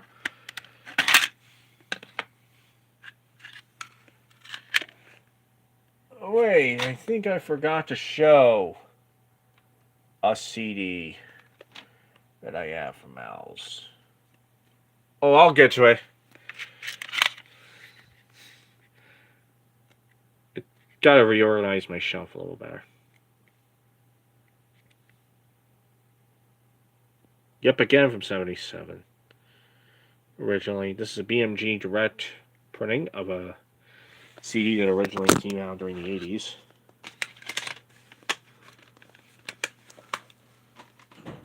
And got another one, Emmylou Harris, if I can get to it. That being, assuming you can read that, it's Quarter Moon and Quarter Moon in 10 Cent Town. Oh, you collect 8 tracks and reel tapes. That's interesting. I don't have any 8 tracks or reel to reels. Could never properly invest in those. They're a bit hard to maintain. I have a feeling they may be harder to maintain than cassettes, than the formats I usually collect from. Formats I usually collect music on, which are CD, cassette, and vinyl.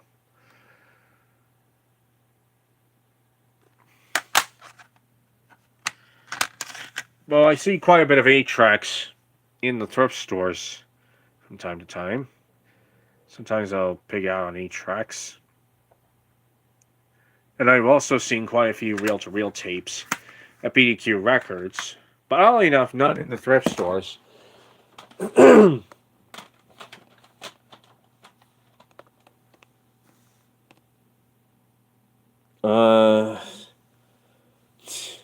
That's debatable.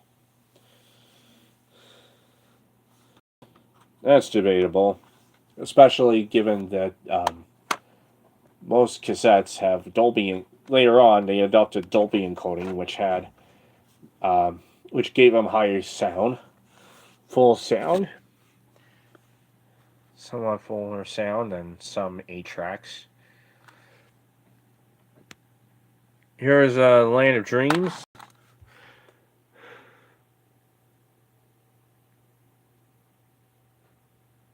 On Warner Brothers Records. Is actually a I only have one laser disc.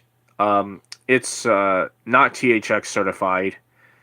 It predates THX, and it's on magnetic. It was a blue Hawaii. I showed that in my 2022 revised 20th Century Fox collection video last year.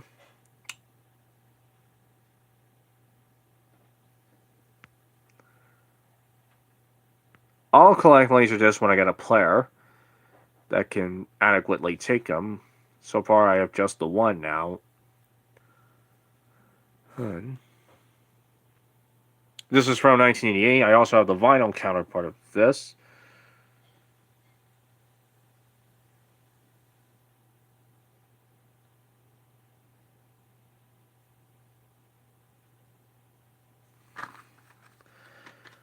And here's the disc itself. It's on reprise. Okay.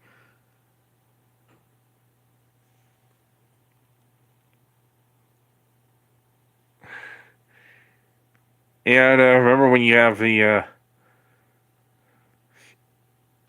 I have a few betas, but nothing to play them on. And I don't have an HD DVD.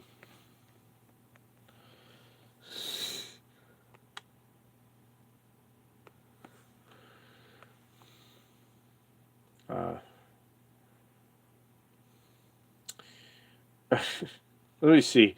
We're used to have these really lengthy bits of text on CDs, and let me read them to you. Let me read it to you. Let me read it to you. This is gonna be a bit of a hoot. The compact disc digital audio system offers the best possible sound reproduction on a small, convenient disc. Its remarkable performance is the result of a unique combination of digital storage and laser optics. For best results, you should apply the same care in storing and handling the compact disc as you would with conventional records. No cleaning is necessary if the compact disc is always held by its edges and is replaced in its case directly after playing. If the compact disc becomes soiled by fingerprints, dust, or dirt, it can be wiped always in a straight line from center to edge with a clean and lint-free soft dry cloth. Never use a solvent or abrasive cleaner to clean the disc.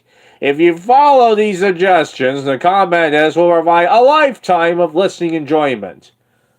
Until you scratch it out to the point where it skips a lot.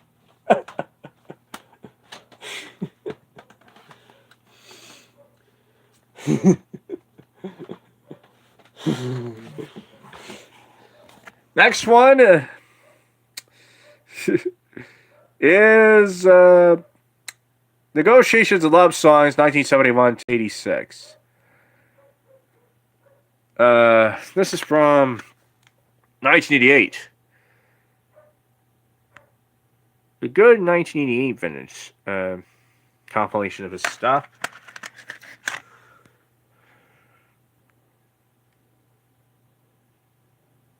And it says manufactured for BMG Direct, but doesn't say that on the back. On the disc, but it says manufactured by BMG Direct, but it doesn't say that on the back for some reason. Heavenly Bodies. I have not seen that one. I believe that's owned by Amazon now. They got a hold of the MGMUA library, and that came from the United Artists end of the MGMUA library, I think. So I would expect to find out on Amazon Prime soon. Amazon Prime Video soon.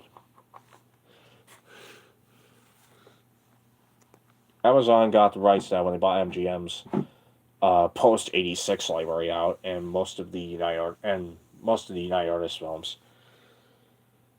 Key Video released that PS.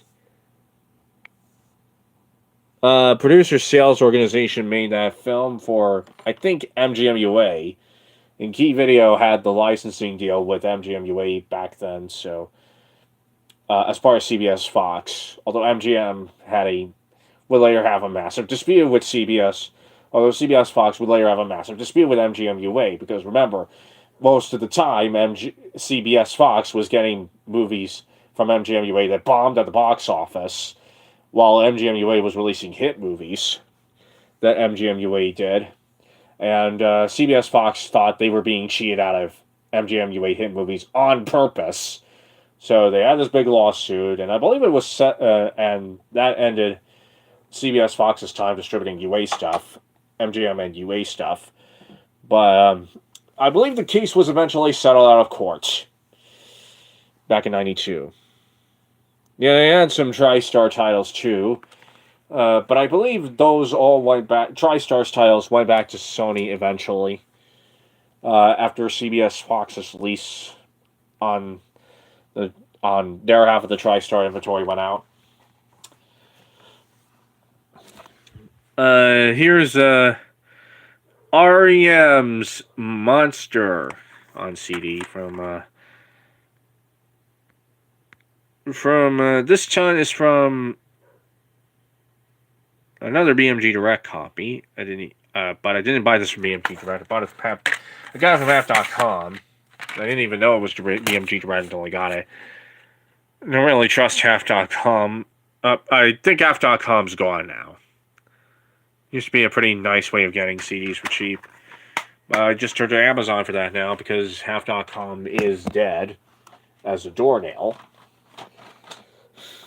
It's folded back into eBay back in 2017. Here's a big album from '95, Alanis Morissette's Jagged Little Pill. Now I want to introduce Alanis Morissette to all the world outside of Canada, where she was previously a teen star. Teen pop star.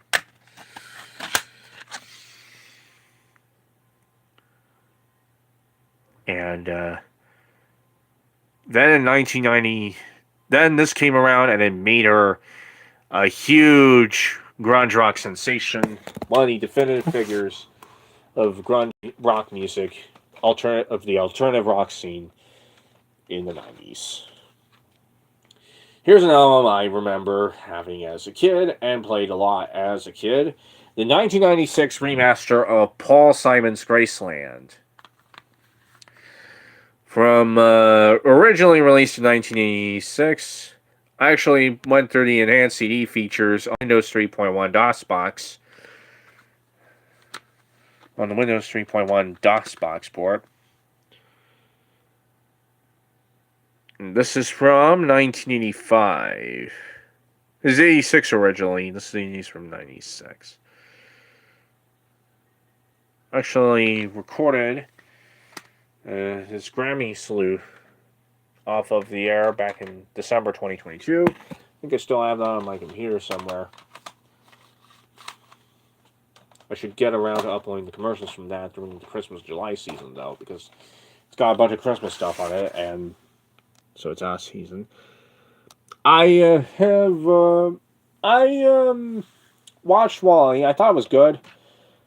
I thought it was quite good, actually. I thought WALL-E was quite good.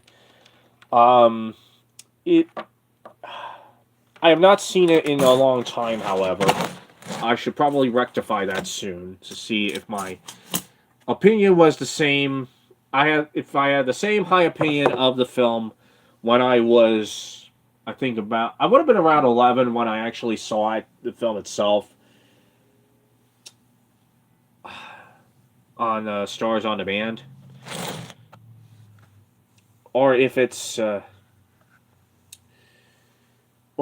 not as good as I thought it was. I'll try to. I think it's on Disney Plus, so I'm gonna have to watch WALL-E on there one of these days to see if I still think it's a good film. I remember liking it. But I've not seen it in a long time. Next, I have Paula Cole's This Fire. And this one was released in 1996.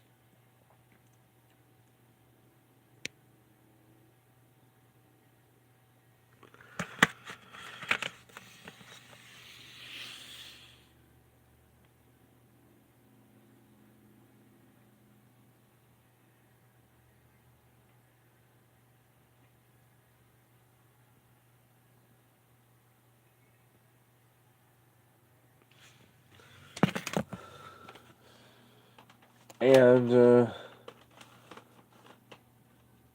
next I have this one I got recently. Here's a recent acquisition of mine. Bjork Post. Still haven't listened to it. Should rectify that soon. And it says, I don't know if I mentioned it in the DVD surprise video, CD surprise video where I got this or not. But it says manufactured by BMG Direct Marketing on there, although on the disc itself, it makes no mention of it on the back.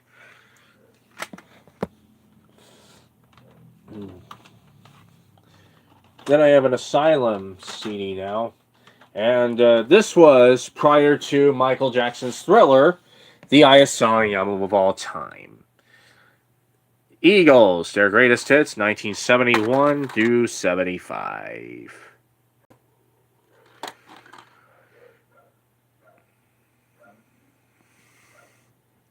This is from 1990. I believe this is an 80s release.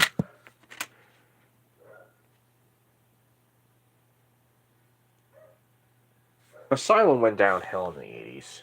Well, because Elektra was getting strength. Meaning, it was getting so strong that Asylum had no choice but to go downhill at that time. And this was printed in February 1995. Somewhere. Oh. Next, My Atlantic CDs. This year marks their 75th year of operation. Here's what should I work with up there? Oh, damn! Keep me thinking myself. First one is I think I should plug in my phone for a little bit, and because I just got a notice that my battery is running low.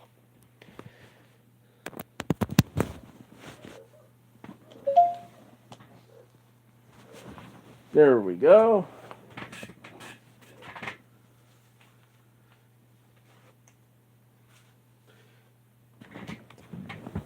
Next, Lou Gramm's Ready or Not on Atlantic. This is another European release made in Germany and done in 1987. This one features the other song titled Midnight Blue. I have two with this title. Two completely different songs with this title on CD. One from Morrison Manchester and the other from Lou Gramm, who was formerly of the band Foreigner. This was his biggest hit, and that song was his biggest hit as a solo artist.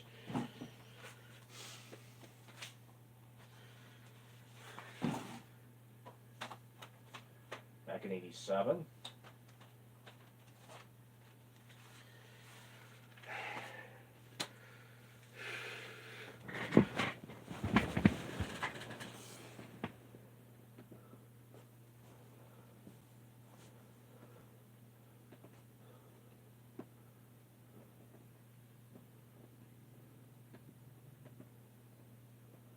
Hold on. Full screen.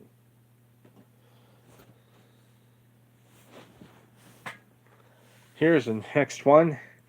Tori Amos's Little Earthquakes.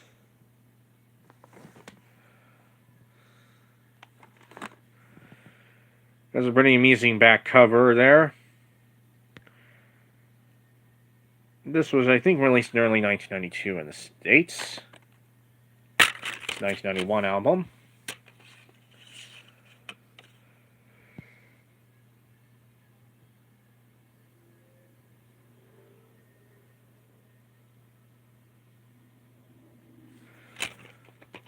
One of the unsung heroes of the 90s, basically.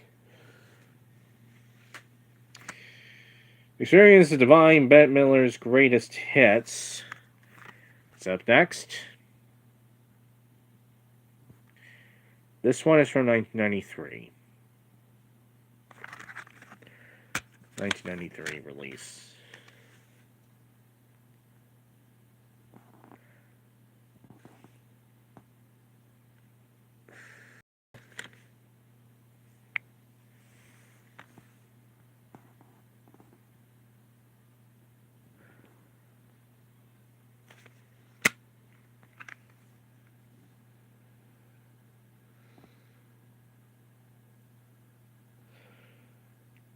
In the 1993 release.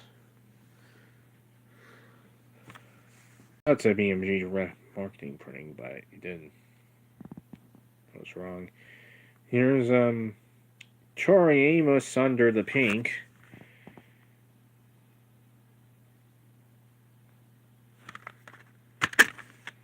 From 1994.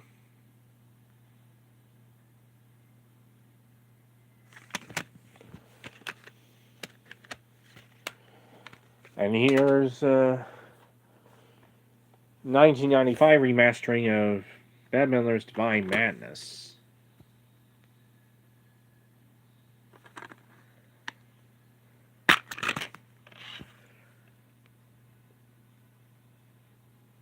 And it kind of occurs to me that they're the 1980s, the label Atlantic's been using on vinyl from the 1960s onward most of the time. Looks like the Italian flag if you tilt it this way.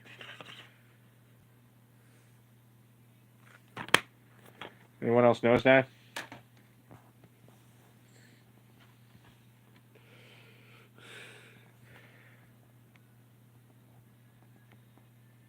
Here's Tori Amos, Boys for Pele. Another BMG Direct Marketing printing that but I found this one at the thrift store. So that doesn't make any sense.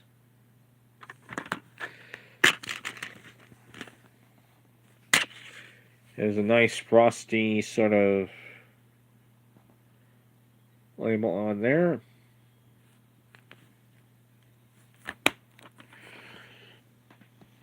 And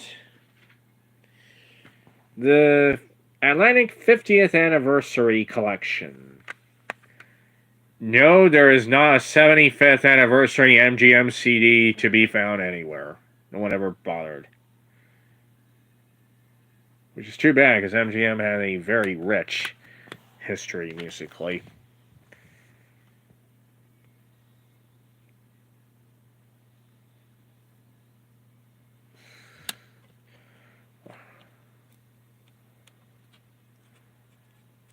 You think of musicals, you think of MGM.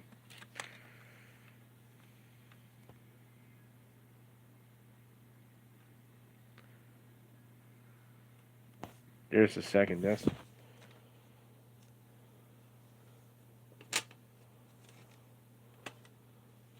I actually bought this factory sealed.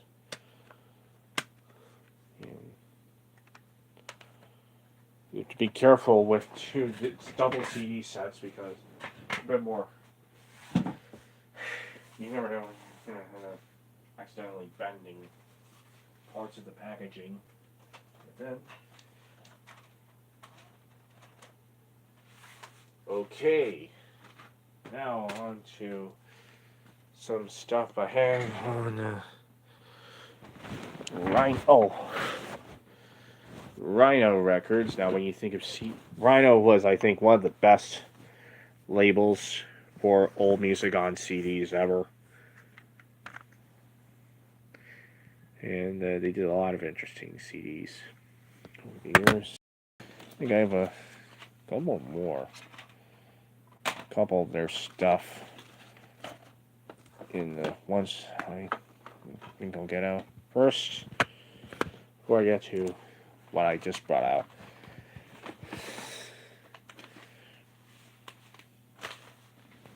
Both of them are first of them are Golden Throat CDs. This one is my introduction to weird celebrity covers. This CD series was basically my introduction to weird celebrity covers of very familiar hits of the rock era. I at one point was in the market for it, although I may have gone in it for rather mean-spirited and edgy reasons. And shouldn't have.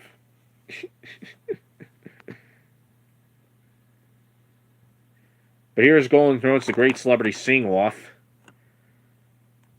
where we encounter Leonard Nimoy more than once.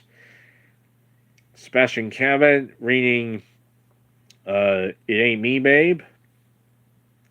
Eddie Albert's Blowing in the Wind, Lucy in the Sky with Diamonds from William Shatner. Liar Shade Pale from Noel Harrison, the guy who had a hit with Windmills of Your Mind back in 1968. I Could See for Miles from Frankie Rattle. Jack Redd reading Try a Little Tenderness in a 1950 in one of Warner Brothers' very early track lifted from one of the very early albums from Warner Brothers Records when Warner Brothers Records didn't know what the hell they were doing. Up until the Everly Brothers came along. And they signed him for $1 million. First time any record company ever did that. Scott Twist and Shout from Mae West. Mae West, Twist and Shout. William Shatner doing Mr. Tambourine Man. How's the Rising Sun? Annie Griffith. A likable rendition of You Are Sunshine of My Life from Jim Nabors, the late Jim Nabors, of Gomer Pyle fame. Like a Rolling Stone from Sebastian Cabot. The White Room from Joel Grey, and Joel Grey visiting the White Room.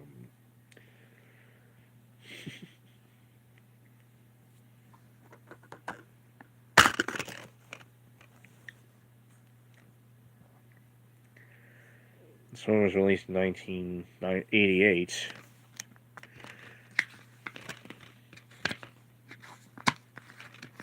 I know Rhino had a children's division which released some Blue's Clues stuff back in when that show was big. There's pretty nice liner notes on there.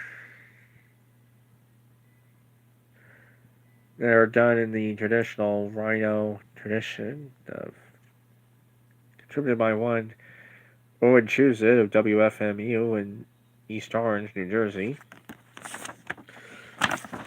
And look at all those album covers.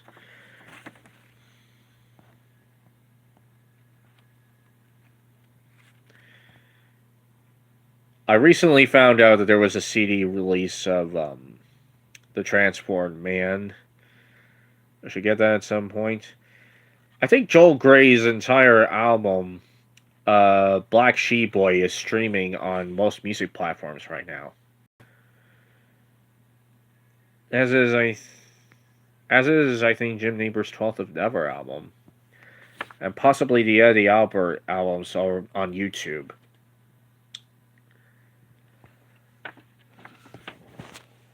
I'm not sure about the rest of the albums excerpted. I do know those are on YouTube.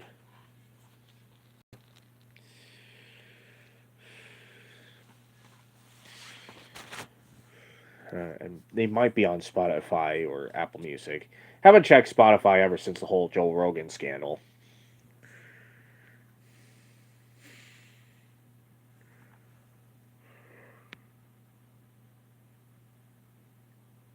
Here's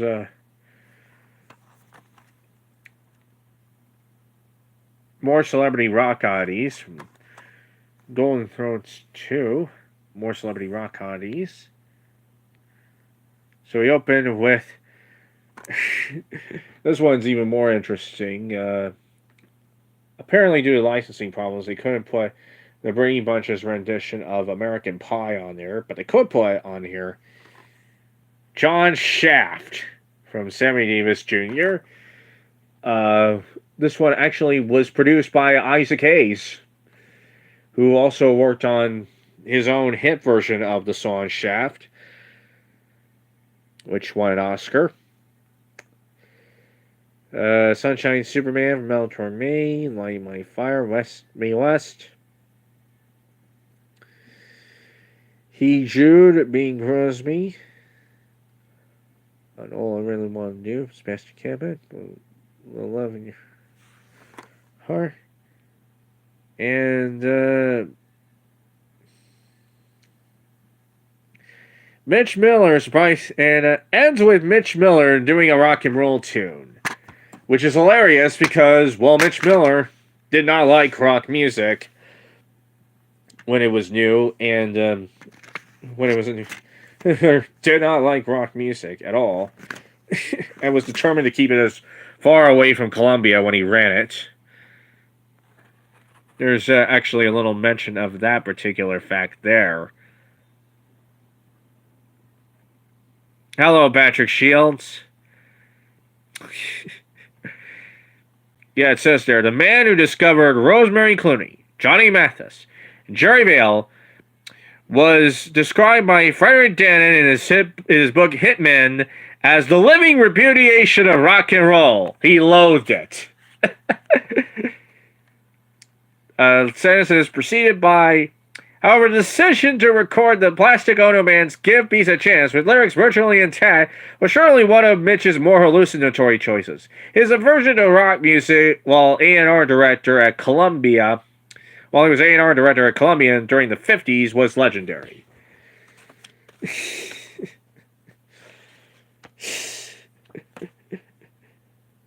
There were some pretty powerful drugs back in the 60s. Apparently, Mitch Miller had some of them.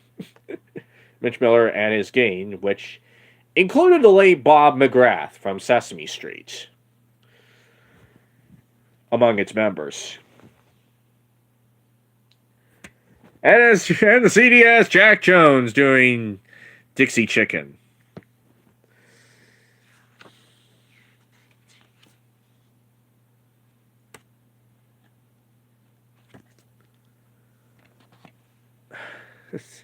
Reviews of what exactly? Let's see. Reviews of what exactly? You specify some of them?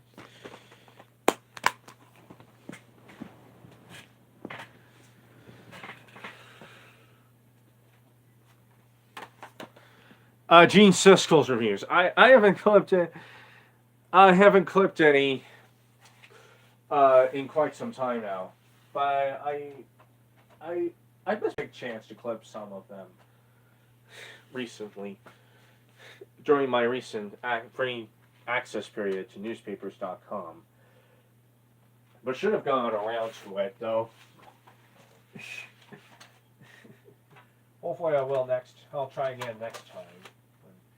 I either subscribe to newspapers.com, though it'll have to be from via the Wikipedia library card platform, because I can't really afford to subscribe to them for monetary reasons until I open up a Ko-Fi account, but that won't be until something is worked out financially. As far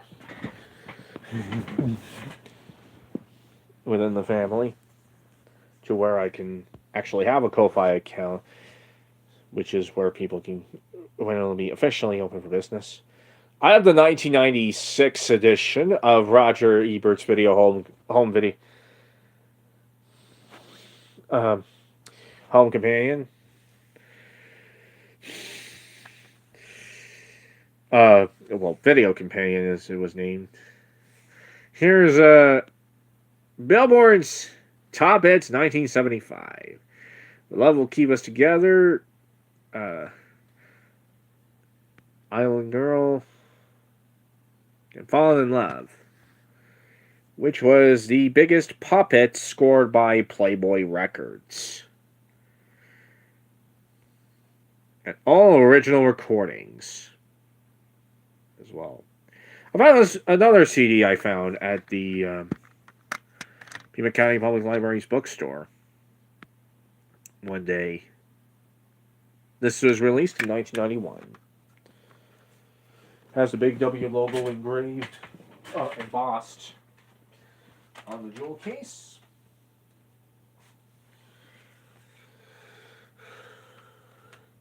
Here are two CD copies I have. I don't know why. I remember buying two because I wanted to get another copy. I wanted to buy a copy for myself, and I wanted to buy a copy for my mom.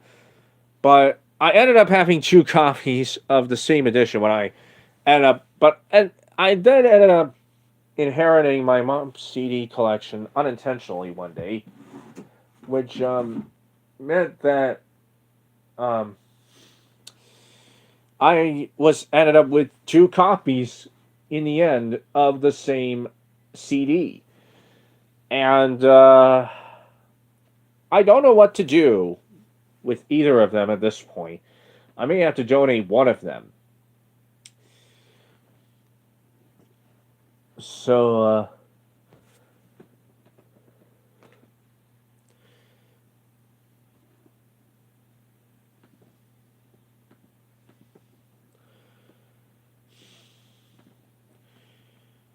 well, anyway, here comes the next one. The CD in question being The Very Best of the Drifters. From 1993. So it's got an embossed big W logo on the jewel case as well. While one of my copies does.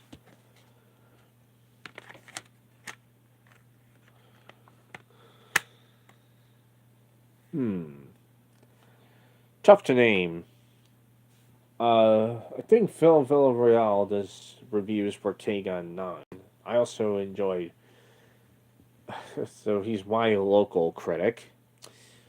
And the only critic that I know of who's doing reviews on anywhere near a prominent, regular basis on such a prominent platform, any prominent platform, because the Arizona Daily Star just syndicates, where it used to work at, just syndicates Associated Press reviews of movies now, or reviews from other sources. I haven't. I also enjoyed Mark Kermode's. And I remember going on efilmcritic.com at one time. I haven't read any reviews from Keith Adams Jr., who's from Baltimore, but I know that we're mutuals on Twitter. He's also a film critic. He's a critic that writes for the website Letterboxd, if you've ever heard of that. And for animation, I like reading reviews from Animated Antic.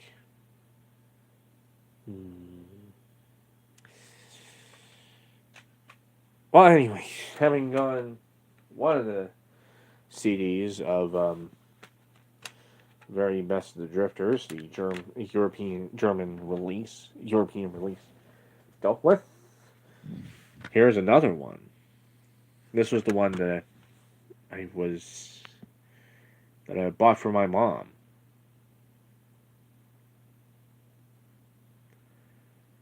Oh, I'm sorry to hear that.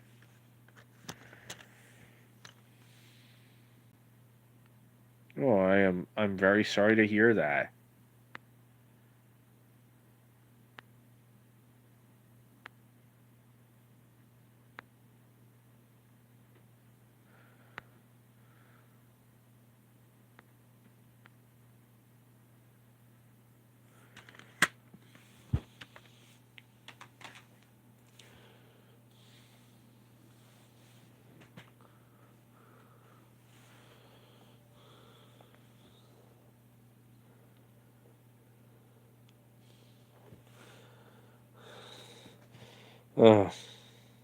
Well, Ghost.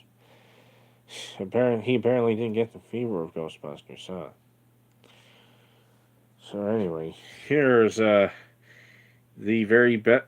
So since I dealt with the very best of the drifters, how about the very best of the coasters? From 1994, the drifters compilations from '93. This one again on Rhino.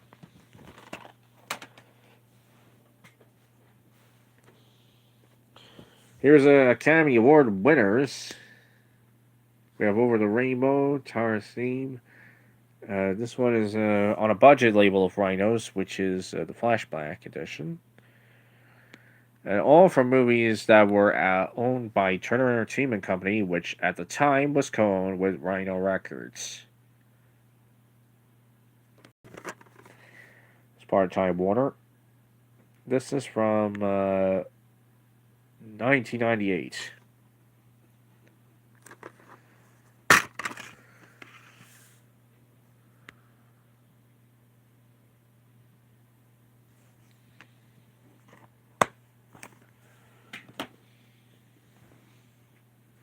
Close with hand. Another release from the same budget label. Bread, Make It With You, and other hits. This is from 2002 this time.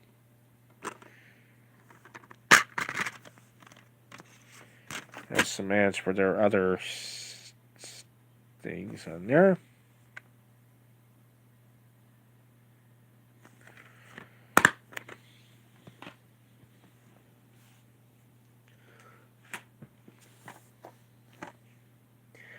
And Otis Redding, Sitting on the Dock of the Bay, and other hits.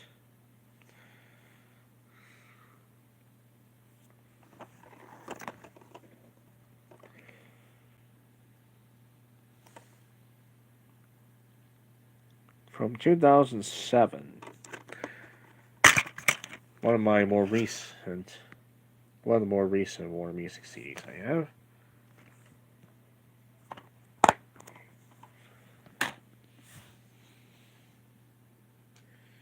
Then I have Meatloaf's third to last album, Ain't Cool Teddy Bear. His last album was Braver Than We Are, but I don't have that. I have almost all the rest of his albums, though. Almost. I have to emphasize the word almost, because there are some I do not have in my collection. I do not have, couldn't have been said it better than. I do not have, couldn't have said it better myself in the collection, for example. Roadrunner Records released this, and at that time it had a distribution deal with the then dreaded WMG, Warner Music Group.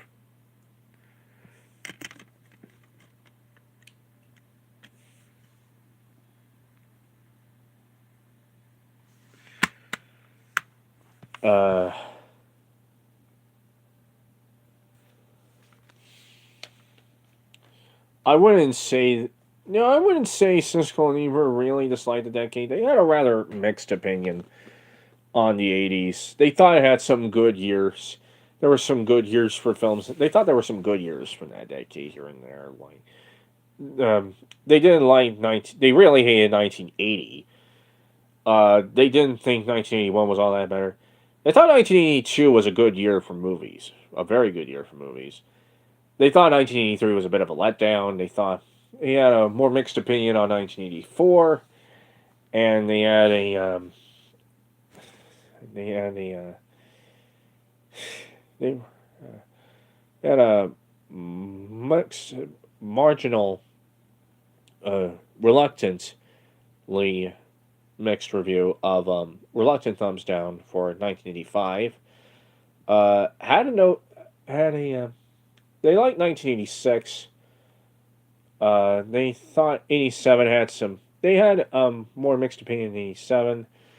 They had a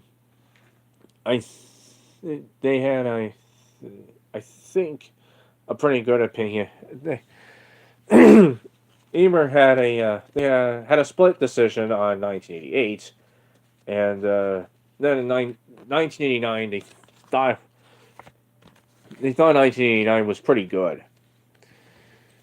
I think I'll tell you how they thought of the how Gene's. I think I saved Gene's year end, all of Gene's year end essays and top 10 lists. The pages with those on my computer, and also some year ends from his predecessor at the Tribune, whose name was Clifford Terry, who was Ebert's rival before Gene.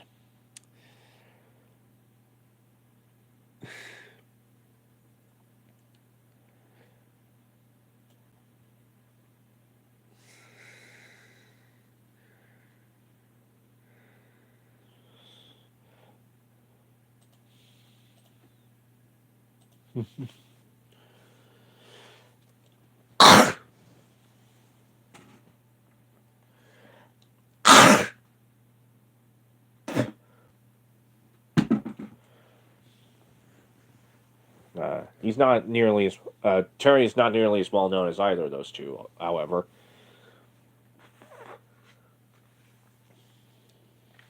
But he did have an interesting writing style, I think.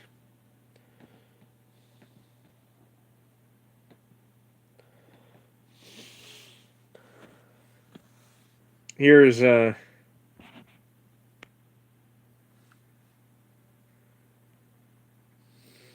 seems to be the going. Well, that seemed to be the going theme for. It seems to be the going theme now. You know, some things never change.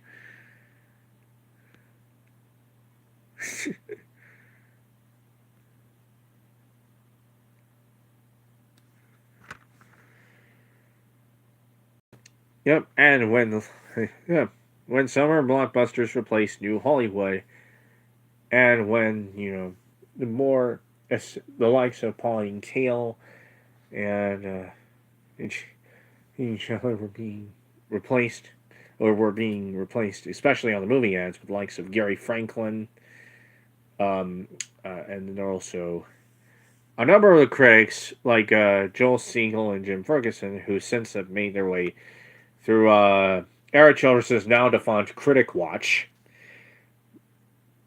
which looked at people who were in ads all the time, who he dubbed quote whores, because some of the movies that they were quoted on often got mixed or negative reviews.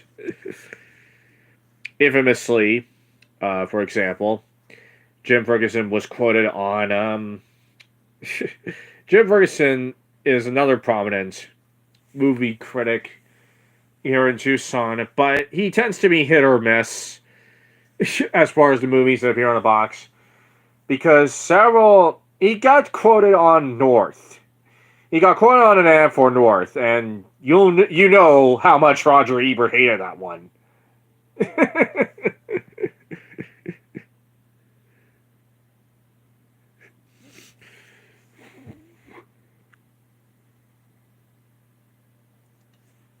Anyway, the CD I was showing here was the Four Seasons' second vault of golden hits. This is a 2011 printing of, I think a 2011 printing, if I'm not mistaken, of an album originally, a 2011 remastering of an album that originally came out in 1966, I think, a compilation. I think Rhino bought the rights to the catalog, or at least the licensing rights anyway, to the catalog of the Frankie Valli and the Four Seasons. Yeah, he says, yeah, he really did love Star Wars. It definitely showed. He actually loved both the main trilogy and the prequel trilogy. He didn't live to see the sequel trilogy. And I don't think he would have been in The Phantom Menace. He was definitely not the kind of person who would get along well with The Phantom Menace. Online. Due to how toxic it tends to be regarding different things. I certainly don't think he would have gone along with Misanthropony either, because, you know,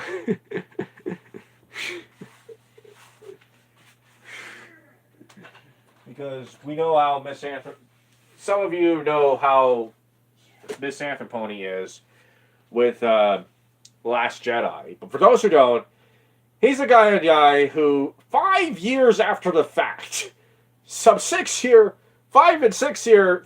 years after the fact, keeps doing endless rants on The Last Jedi and regurgitate the same talking points he had on it back when it came out. And he's very hostile to people who are annoyed, at best, with them. Who are annoyed and who express how annoyed and irritated that has to be after a while. And he likes to project his own temper tantrums onto them.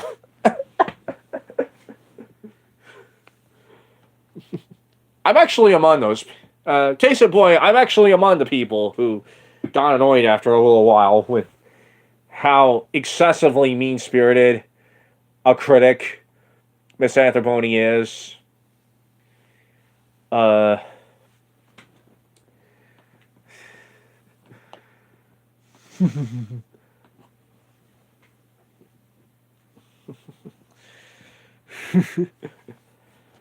Here's Richard now. Anyway,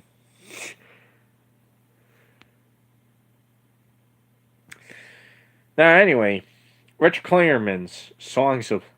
Here's some Polygram CDs I have, stuff related to Universal Music. This is Richard Klingerman's Songs of Love. This is from 1987, featuring a gloriously Muzak-y version of We Are the World.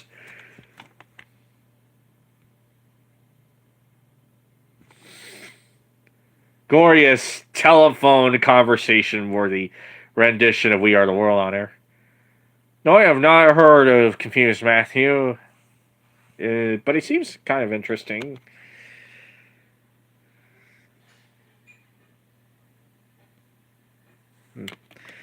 And back in the 80s, polygram CDs usually they had the foil cover all the way into the inner ring, all the way up into.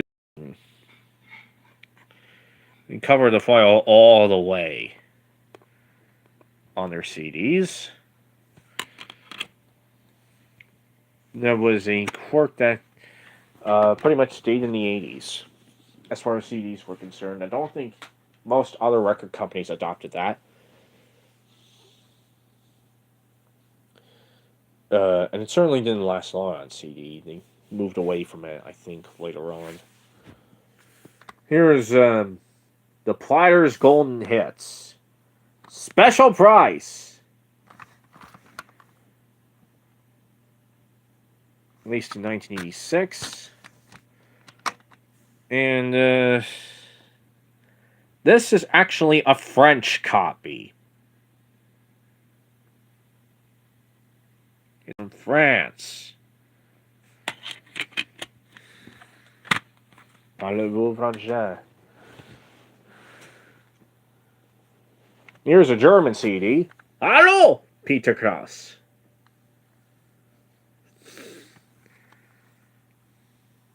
Yeah, I noticed that too. I noticed too, Roger Ebert having a habit of putting positive reviews quite a bit at a time for movies. He was in fact accused of going soft by going soft. And one of the people who accused Roger Ebert of going soft as a critic back in the 2000s was Stephen King, whose movies tend to get negative reviews from Siskel and Ebert. Oftentimes. A lot of the time, I think. Up until the 90s. Because he did like, I think Ebert liked The Shawshank Redemption and the Green Mile quite a lot. From what I gathered. Anyway, this is a Polydor release of Hello, Peter Cross, and it was from 1987. There's the disc. And I think you should have been here when I was doing the when I was showing off the Hino CDs, because Siskel and Ebert were on episodes of The Late Show with David Letterman, as you know, and David Letterman and Hino was best known in the States for making frequent appearances in David Letterman's record collection. Oh, I found that. I think I found out about King's editorial. Oh, I think I found King's editorial on Ebert's critical direction. Ebert's directions as a critic back in 2000 online. And he wrote that editorial back in 2004. Let me see if it's still up there. Stephen King.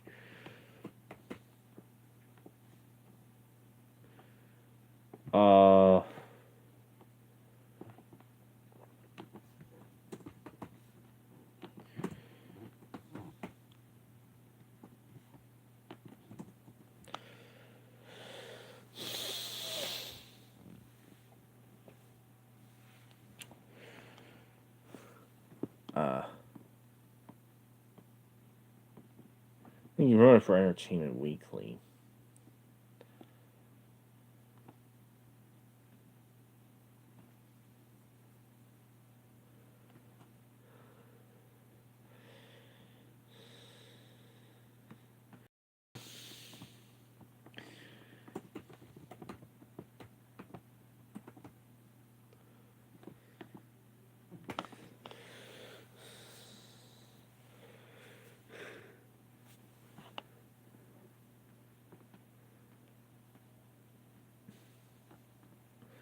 Or maybe I should try Google. Because, yeah, I did. Yeah, he managed. Yeah. Maybe I should try. Google.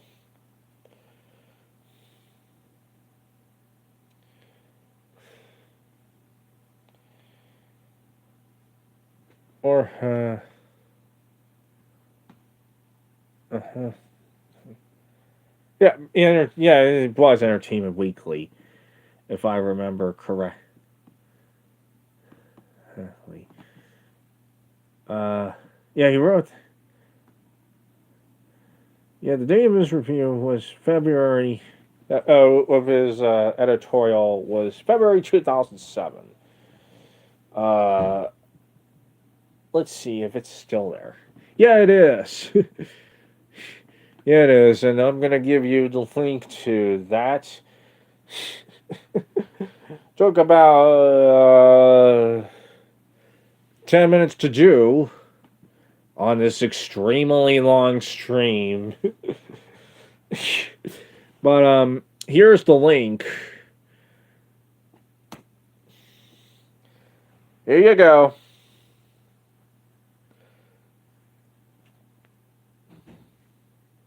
I hope it went through.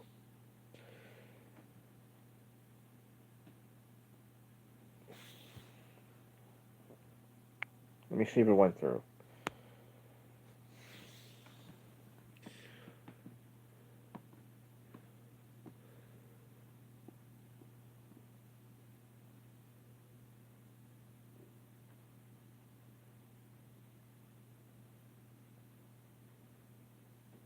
Okay, let's. Yep, there's the. Yep, it just went through. Oh, it went through now. I was sending it through the desktop, which may account for why it didn't go through originally. Why it had it. Look at that while I show the CDs from row number 6. Rest of the CDs from row number 6. Joseph and the Amazing Dream Technicolor Dreamboat is next. Featuring the number 1 single, Any Dream Will Do. Number 1 UK single.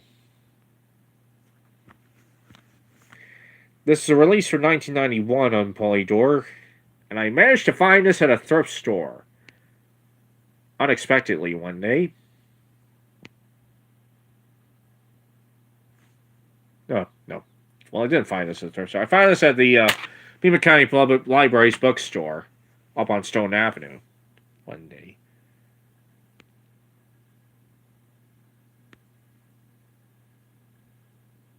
And it says see inlay card for details, even though CDs have booklets, not inlay cards, so that's wrong. And it's well, I think it's a gold pressed UK. It's made in the UK by PDO. It's one of the sides is gold, so there was I hear an urban legend about those where they tended to rot. It said they tended to rot after a few years, but I haven't seen this one rot on me. Probably because I didn't play it far enough, but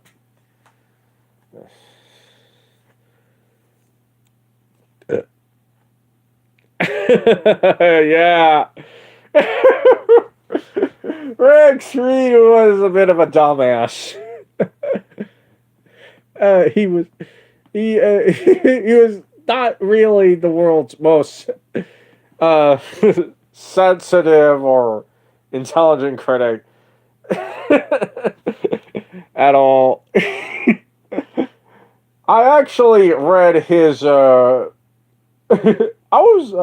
he actually did reviews for Stereo Review back in the late 60s and early 70s. There was one he did of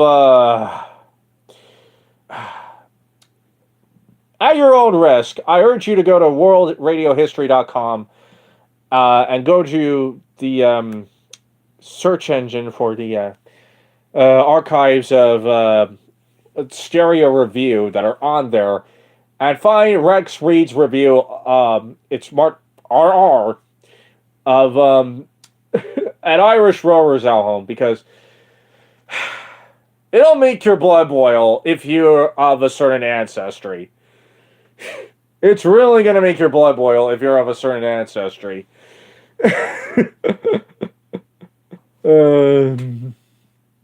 If it's the one I'm thinking of.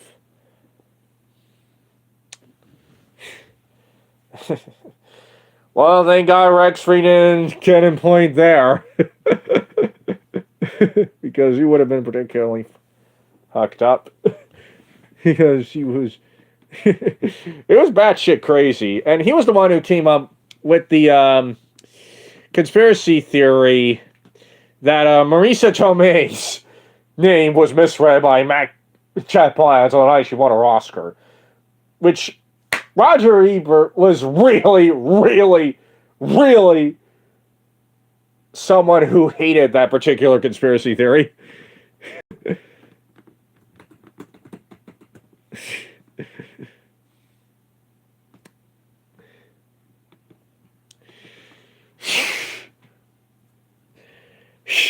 Yeah, he made fun of Melissa McCarthy's reign. Richard Roper came out against it, and he's a bit of an ableist too. He of his review of The Shape of Water from Guillermo del Toro is anything to go by. Oh yeah, I found his review, and read at your own risk, of The Irish Rover's Tale to Warm Your Mind. And I'm going to link it here. Be prepared to cringe. Prepare to cringe. His initials are RR, by the way. RR stands for Rex, on that page stands for Rex Reed.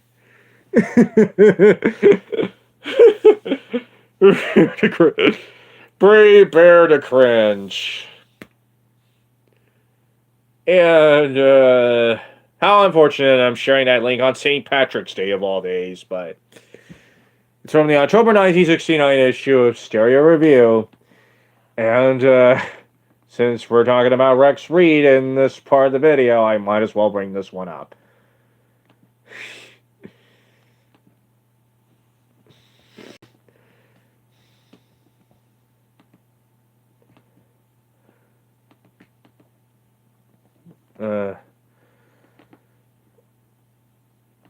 Anyway. Yeah, let's just cleanse our palate of Rex Reed for the rest of the stream. I hope we can go through the rest of the stream with our palates cleansed of Mr. Rex Reed. Here's one of the albums I should do it. Melissa Etheridge, Yes I Am. Featuring the hit Come to My Woe on Island. This is a Columbia House copy from 1993.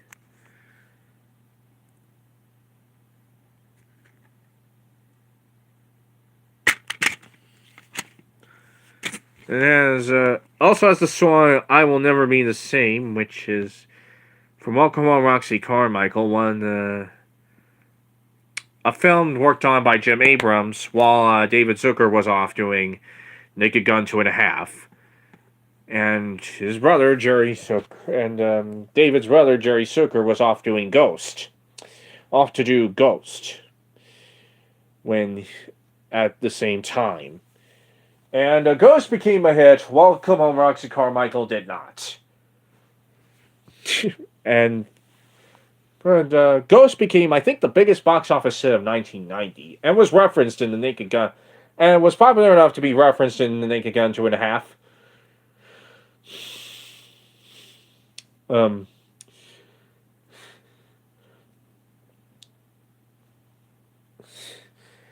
But the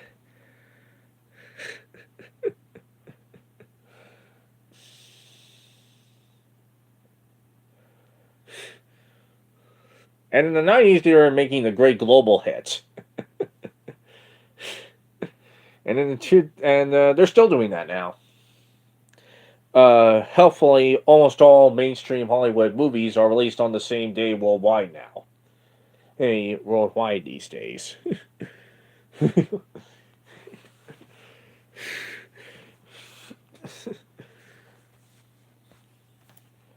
uh, and welcome on Roxy Carmichael. It did score quite a few of its fans. Yeah, there was the indie revolution of the '90s. It was, it did help it, but it was indie films exploded in a huge way back in the '90s. Mainly among the critics, but several were big enough to be commercial hits as well, all over the world. In any way, back on track now. PJ Harvey's Bringing My Love, released in 1995 on Island. I had another copy of this on BMG Direct, but it was so cracked that I had to toss it at some point, throw it in the trash at some point, and buy this CD of it to take its place in my CD collection.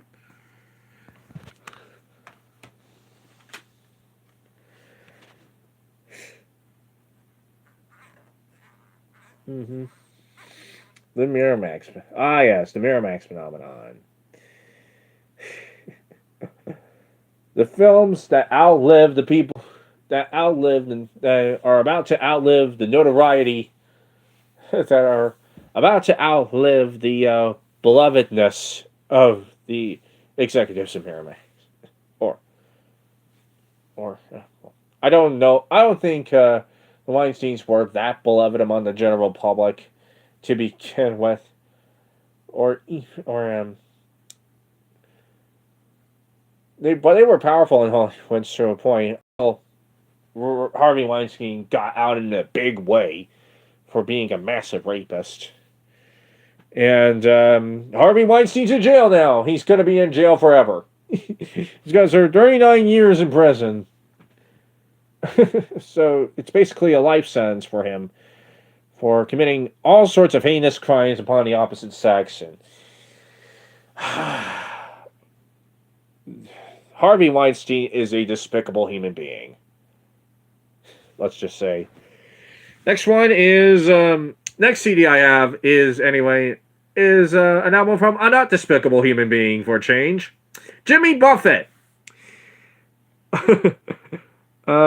Little Beach House on the Moon.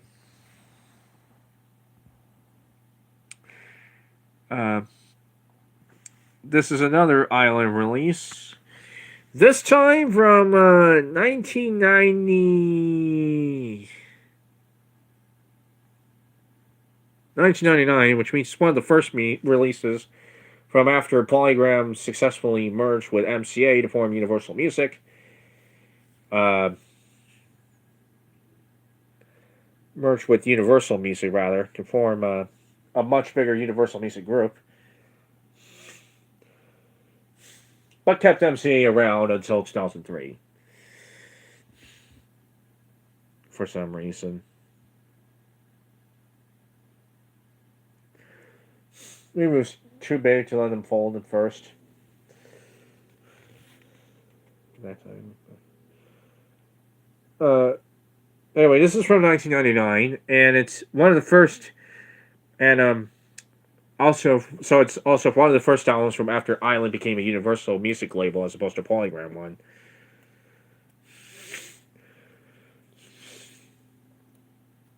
One of the tracks is Math Sucks, which became very controversial among mathematicians and scientists at that time, and the controversy was addressed in an early episode of The Daily Show with Jon Stewart.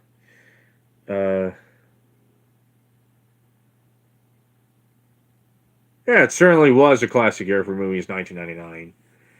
We had Toy Story 2, South Park, movie, Wild Wild West. Rugrats movie was released internationally in 1999. It was made in 98, though. Yeah, there was even a book about it. Ah! That should be interesting to read. By the time of the movies, 99 was. Here's the next one. The CD that I have. Eddie Kendricks, the best of Eddie Kendricks, the Millennium Collection. Another artist who had an unsung episode dedicated to him.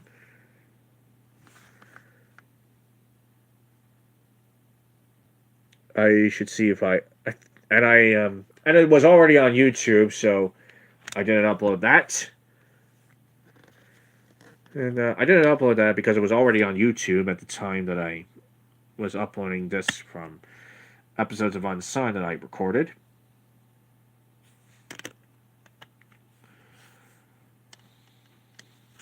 There it is. Only the Temptations. Here's Motown Christmas, the Christmas collection. This was released in 2003.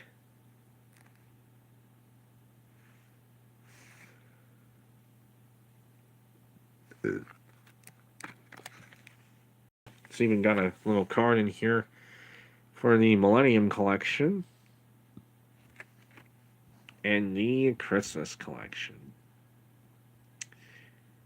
Bing Crosby's entry, by the way, in that collection was one of the very last albums that were ever released on MCA before it folded into Geffen during 2003. Oh, and here's the Stray little Weird Al album that I for some reason didn't get to until now. Poodle Hat.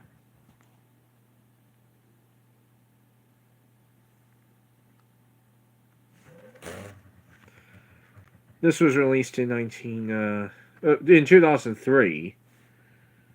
Contains such hits as Couch Potato, Angry White Polka, Angry Wife. And this one has an MCU themes track on it. Ode to a Superhero, which was a parody of Piano Man about the Spider-Man. The first Spider-Man movie, which came out a year before. And this, I don't think there were any videos that came out of this one. At least, I don't think so. Which was rare for a Weird Al CD. Which was the only time that's ever happened to Weird Al. I'm not sure how or why, but I think that was because he was filming. He at one point was the big single that was going to come out of this was a parody of Eminem's "Lose Yourself" from the film 8 Mile. That was titled "Couch Potato," and Eminem was so pissed off about the fact that that particular song ended up being selected by which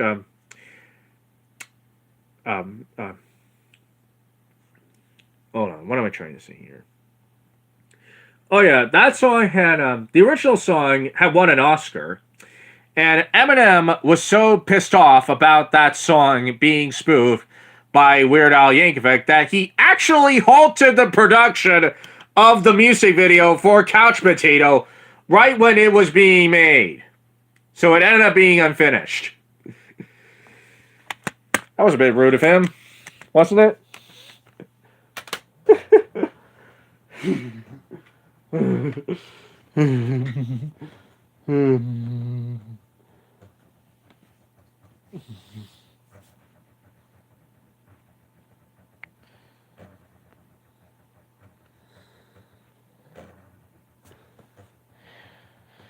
Okay, here's what is my next CD in the series? Oh yeah, I got one. Diana Ross and the Supremes, Icon. Oh boy, do I have a boatload of recordings from 1993 from New York that I uploaded to YouTube. It was a big year as far as my mom's recording via blank tapes was concerned. Anyway, this particular CD is from 1990.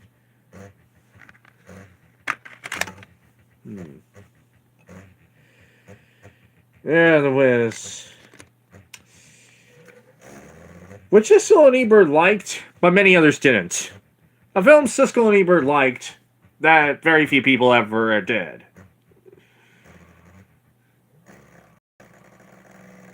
That very few other people did. Oh yeah, The Wiz. A Sidney Lumet film that Siskel and Ebert liked that very few people did. Who other people did.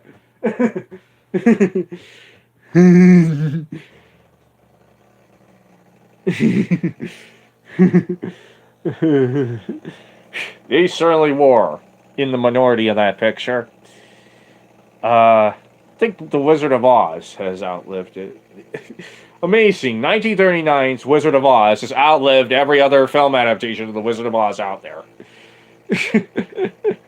Including the more recent Disney one from 2013. Or 16, or whatever, called, or the 2010s, called the Oz the Great and Powerful. Anyway, next CD. Hole! Live Through This. David Geffen Group, released from 1994. This one is a Columbia House copy. As you can see from the barcode. Return to Oz. I think that one was a cult hit. I think that one's kind of had the cult hit status.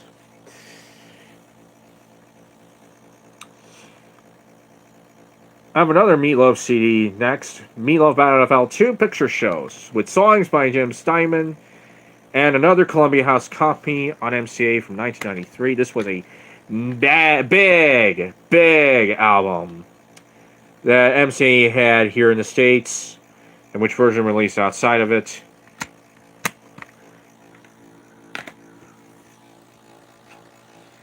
Here's Belinda Carlisle, her greatest hits. A BMG Direct copy that I found at the thrift store one day, released in 1992.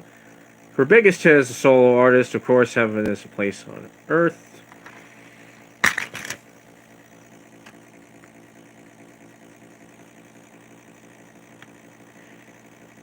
One MCA album I was thinking about buying from that year was a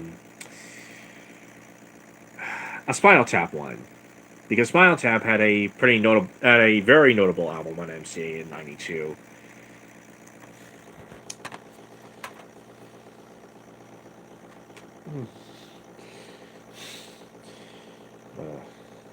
I meant to. My. Yeah. Yeah, there was.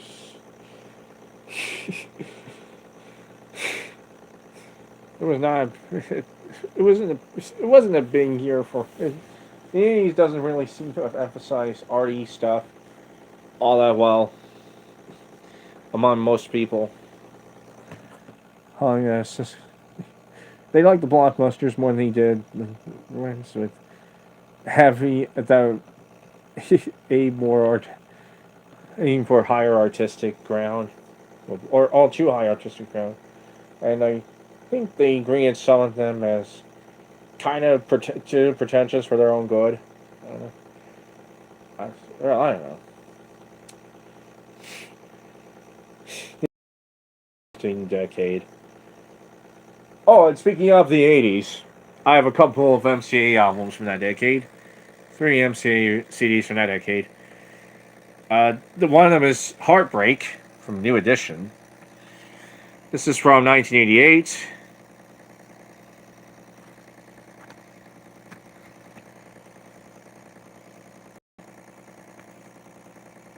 You know, one thing I like about MCA is that even on the reprints of MCA stuff, they still kept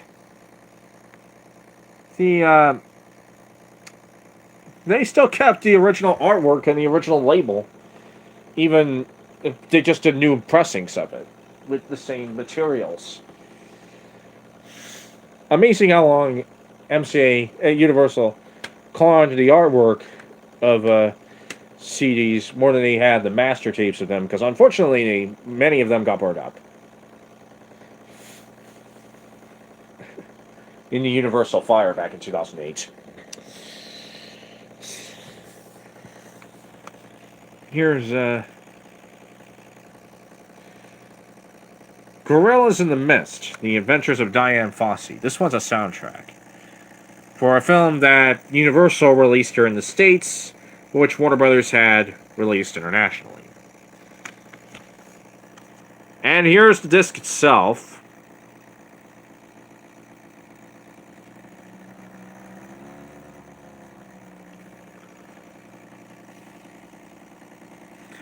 And if you can make that out, it says... Did it say manufactured by Sanyo, or am I getting confused with something else? No, it doesn't say manufactured by Sanyo. I thought it did. Huh. Anyway, yet another soundtrack. This time it's an American Tale.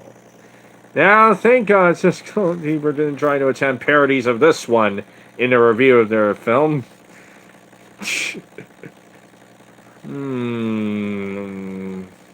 It's hard to say. Hard to respond to that question that just came up in the chat. I love The Godfather, though. That was a great film.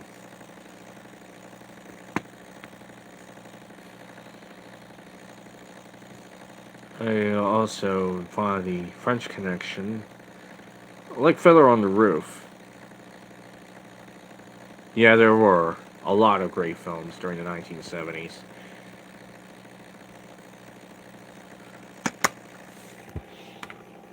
Even at what Siskel and Ebert felt were the weakest years of the 70s, like 1976, which they felt was full of remakes and reboots and duels over remakes and reboots. Didn't sound like any different a year than the more recent ones. Although you do get quite a few original films from time to time, more original films from time to time, and sometimes they do very well, especially on stream. So I wouldn't completely write the current era of movies off. Oh, damn it.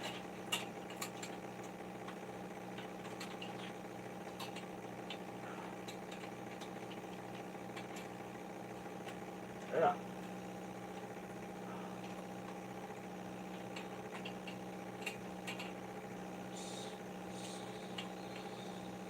Stick.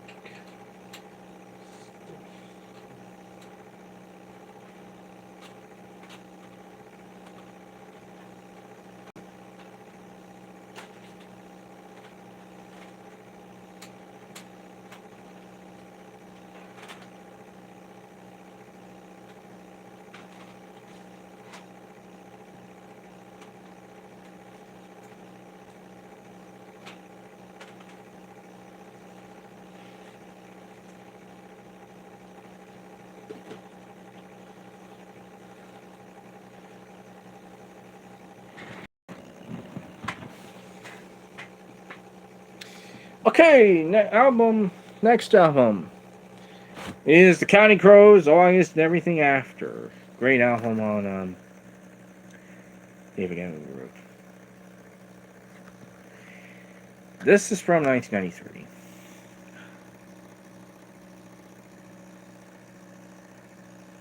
It's a BMG direct printing.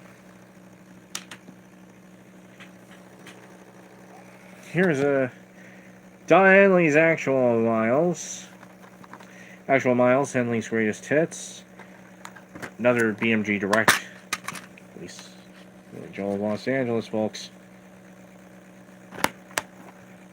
Here's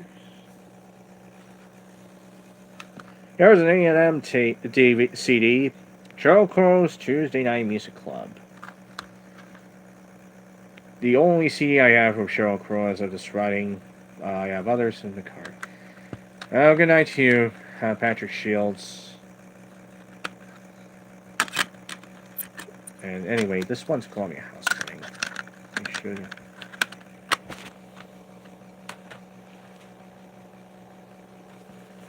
Next one is the Wallflowers Breach from 2000 and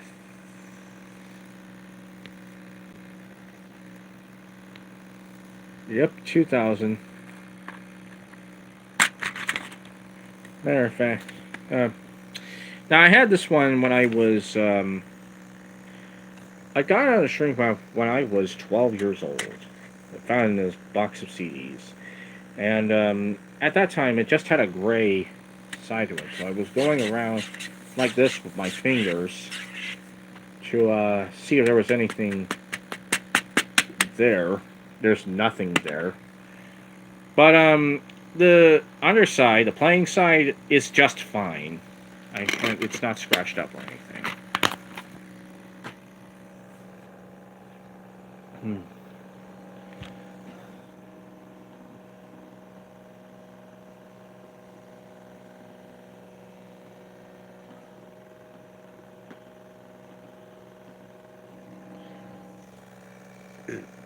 Next, I have the Counting Crows Hard Candy.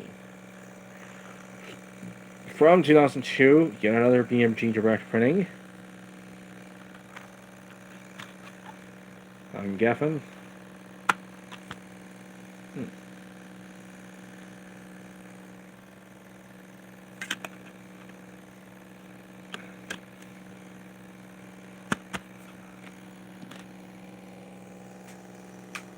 Next CD, Hole, Celebrity Skin. It's actually New York Public Library Reynolds CD from 19. It's actually checked out New York Public Library. This is from 1998 on Geffen. Has a huge NYPL stand there.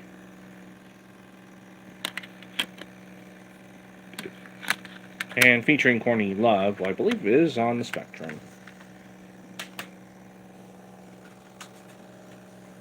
Next, I have Stax's 50th anniversary celebration, released in 2007. And this actually, oh, it's a 2008 printing.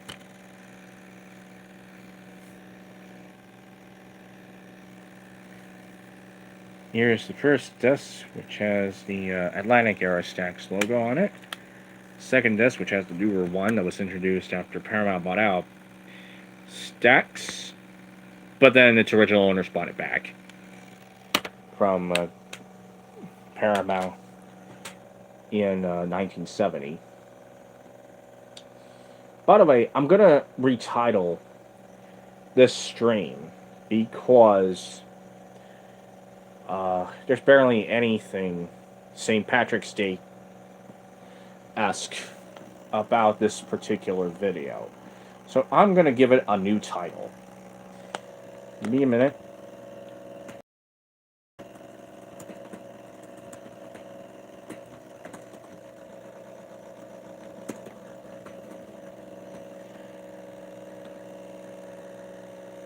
There you go. The title of the stream is now My CD Collection.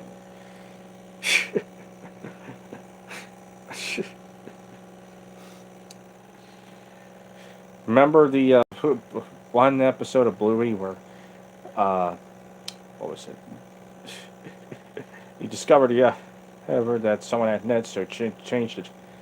So, main character changed the title from, what was it? Hairdressers to nets. That's kind of what I did.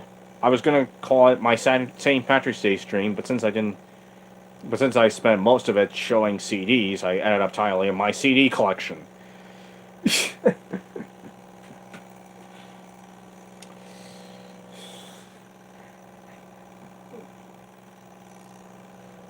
Anyway, I have a couple of CDs on DreamWorks Records. One of them is Randy Newman's Bad Love, which was released from 1999, I believe.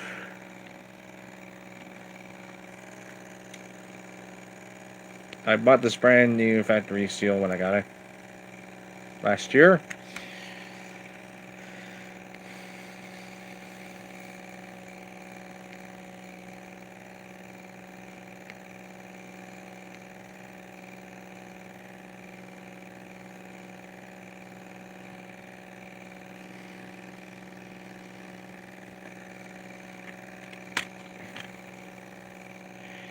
Here it is.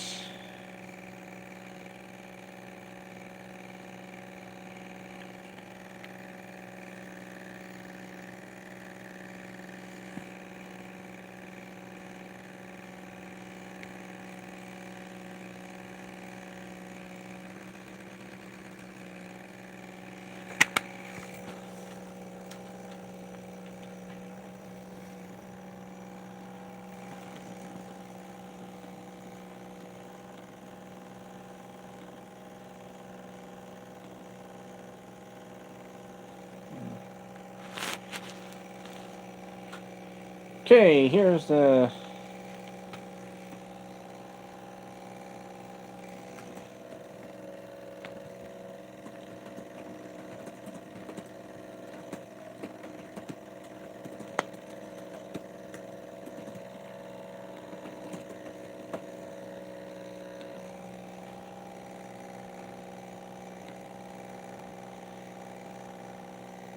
I'm gonna post the new title. I tweeted the same video out again. I don't think anyone liked or retweeted the old tweet, so I just deleted it of the stream, and now I changed the title. Now it's called My CD Collection.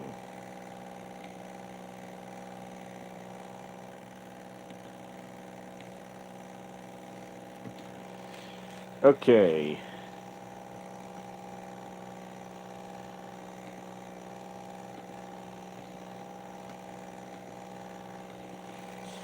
Next CD is Shrek, the original motion picture soundtrack. Music from the motion picture Shrek. Released in 2001. Again on DreamWorks Records.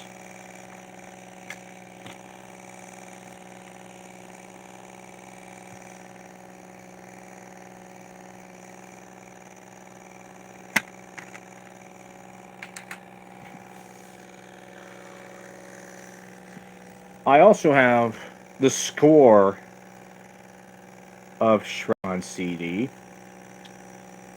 composed by Harry Grayson Williamson and John Powell, on Varis Sarabande, which was released when the VHS was put out. The soundtrack accompanied the theatrical release, while the score album accompanied the video release of this film. And this came out in 2001. On, again, Varis Sarabande, which has been a very reliable label for soundtrack albums for years at a time. You have another of their movie-related releases. And often very big movies, too. I have another of their releases. Driving Miss Daisy. The digital recording, as it notes there. This one is from 1989.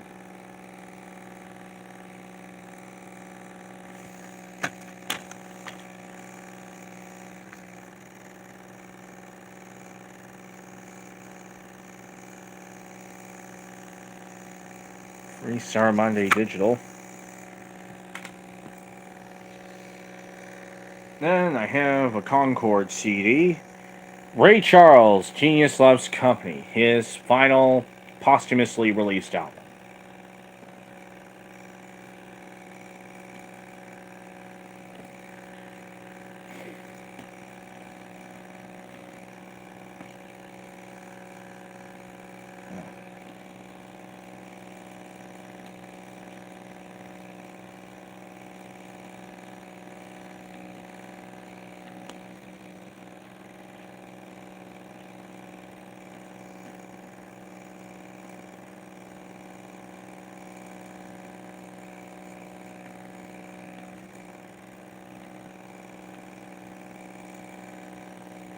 Okay.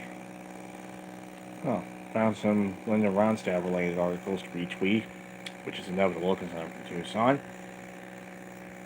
This was Anyway, this is Ray Charles Genius Labs Comedy, nominated for 10 Grammy Awards, I think.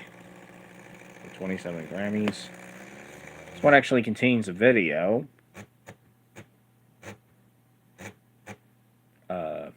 Recording that I have saved to one of my computer drives and should get around to uploading it to YouTube at some point, assuming that this isn't going to cause a problem for the YouTube copyright system if we do that.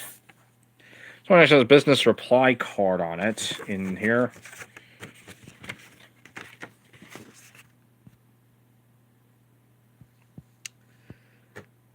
Says please fill out this information below and return to us for a free catalog. You can also register at concordrecords.com.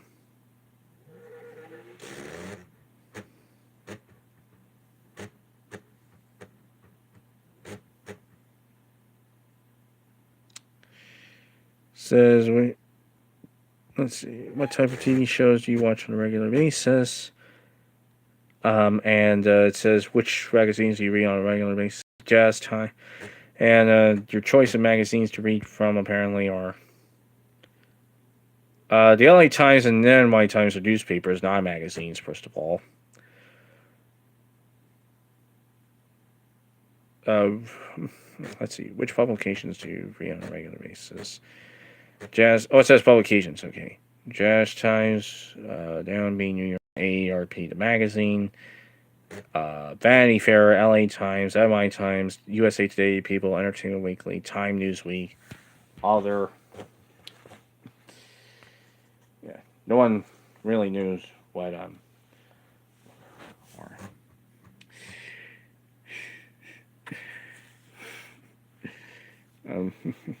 well, we did.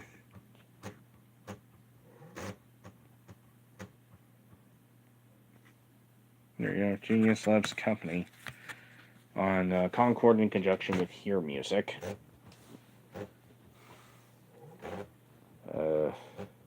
And some Capitol CDs now, EMI related CDs. Capitol/EMI related CDs now.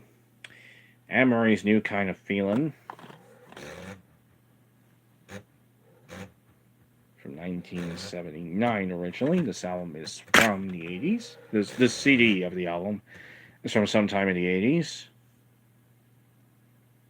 The mid to late 80s, because EMI didn't really jump on the CD boom until around 85. And around, well, in the US at least, until around 85 or 86. And here's Welcome to the Neighborhood, Meatloaf. The original UK release on Virgin from 1995.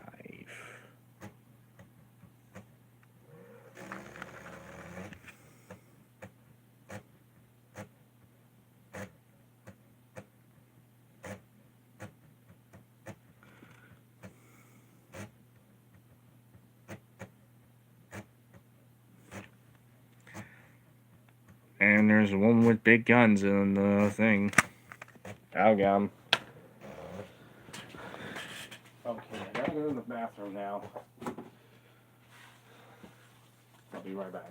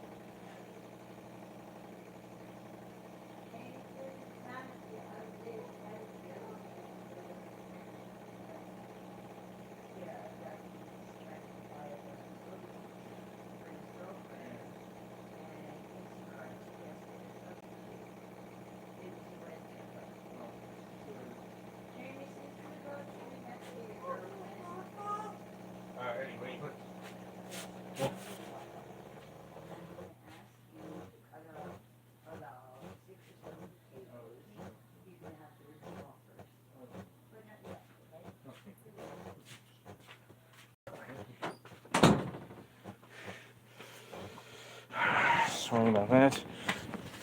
Now let's get on with it. Let's get on with the rest of the video. Let's the stream, rather.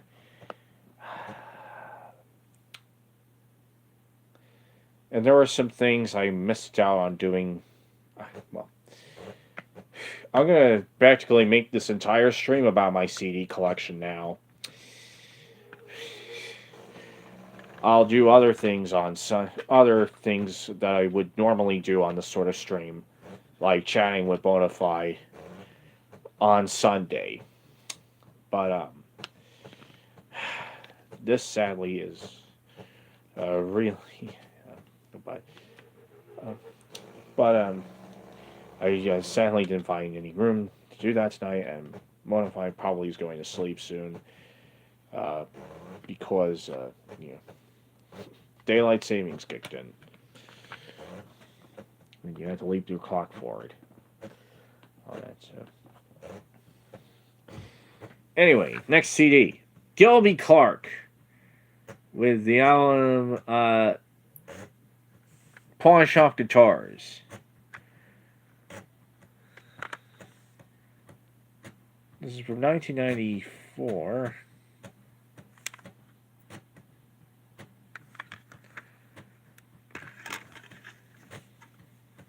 This one has a broken hub. Showcases Had It. It's a Virgin release from 1994.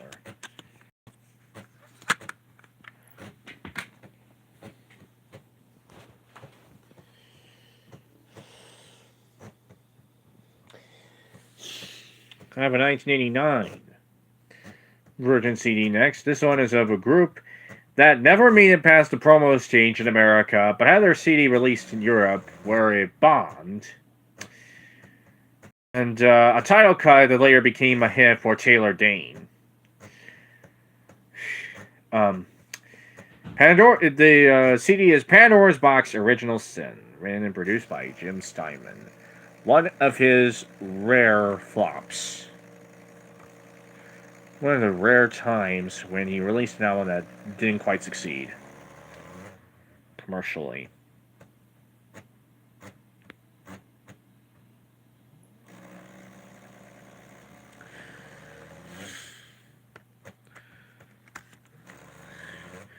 And of course, like a lot of his work, he done it to pass a lot of his songs around. And as is the case with a lot of his work, he passed it around to different artists he was working with.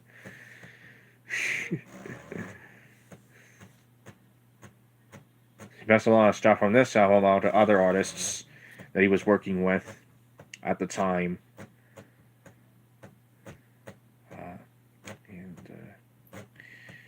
He died not very long before Meatloaf did. He died in 2021.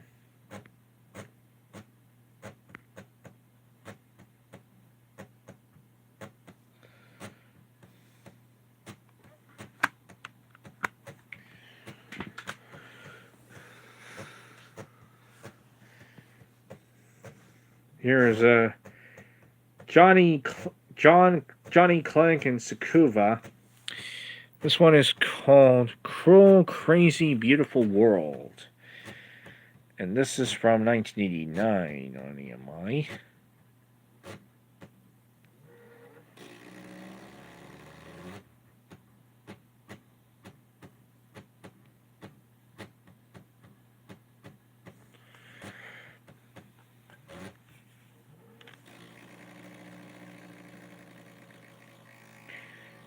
Here's the disc itself. And some stuff there. And let's put those back on the show and do the final roll of CDs that I have. This is obviously a very long doing stream. I'm probably going to do another live stream on Sunday where I do things that I was unable to do on this stream because of time constraints and other commitments. And really deep commitments into my subject. commitments that were deep enough to have the whole thing named after them. After them. Next one is Pretty Woman, the original motion picture soundtrack, with David Bowie, Robert Palmer, Roxette, Natalie Cole, Peter Cetera, Red Hot Chili Peppers, James Wheatland, Go West, Roy Orbison, Christopher Orchester, and Lauren Wood. And this was released in 1990. I have the VHS of this film for sure. I have 3 copies of the VHS. One of which is the original printing. The other, well, a blank tape as my recreation of the Canadian copy of the original pressing. Well, my attempt at one anyway. And a 1995 printing with the Touch to Home video promo on it. And which surprisingly wasn't copy protected, unlike a lot of post-96 Disney / Buena Vista tapes. Perhaps Macrovision's workers were on strike around the time that was printed.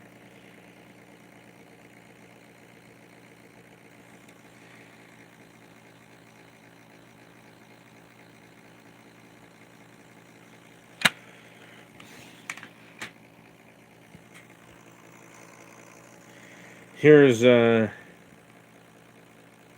intimate evening with Anne Murray. Live on EMI Music Canada. Though this is actually an American release. From 1997.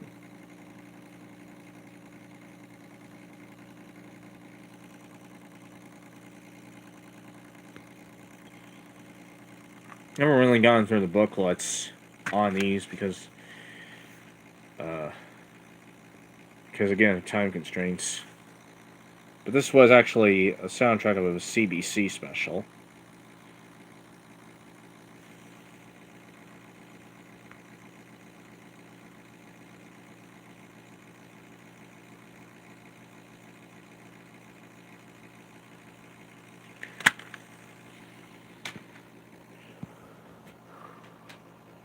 I have a Dutch CD, and this one's actually a Dutch recording, but entirely in English. But done entirely in English. Trinje Oosterhuis. This one is Strange Fruit. Live with the Amsterdam Orchestra and the Houdinis. On Blue Note.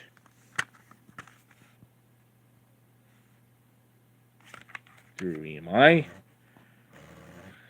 Another album I found at the Pima County Public Library bookstore at on Stone Avenue. This time it's from 2004, released by EMI Music Netherlands. Here's the CD itself.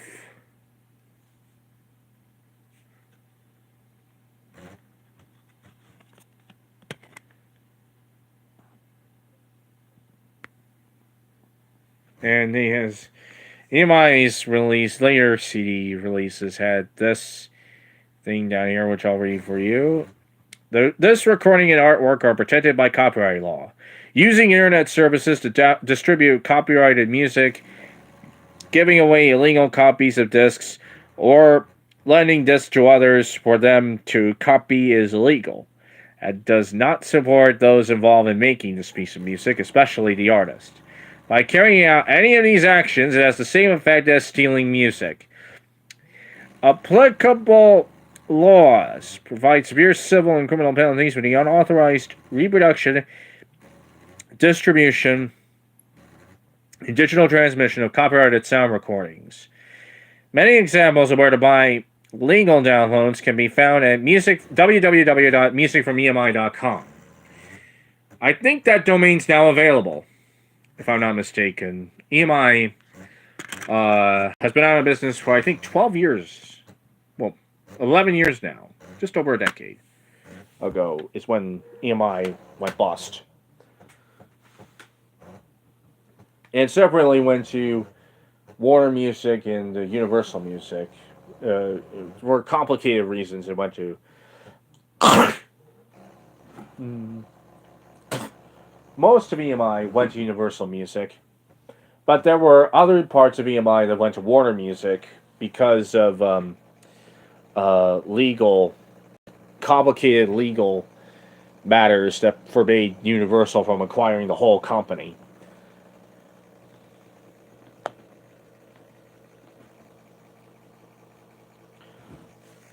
Here's Meatloaf.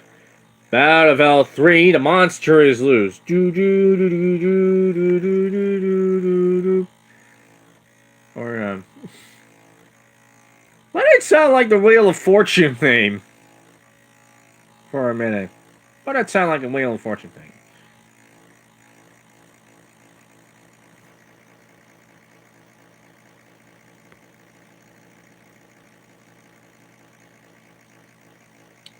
For a minute there. Anyway, this is a version released through EMI from 2006. I think my mom bought this one when it was a new release. And there's the same text, but it's practically unreadable. It's the same text as that earlier release, but on that release it was readable. On this, it's not.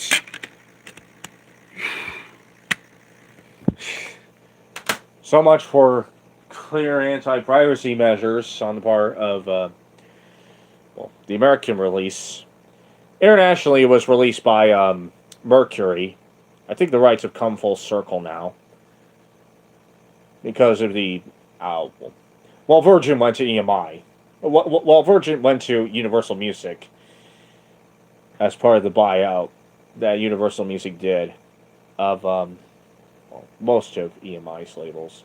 Virgin was one of the EMI labels that went to Universal Music, and Mercury was already with Universal Music back in 2006. Oh, anyway, I have another EMI label I have on CD. On the EMI label, this is Pat Benatar, Wide Awake in Dreamland on Chrysalis, released in 1988.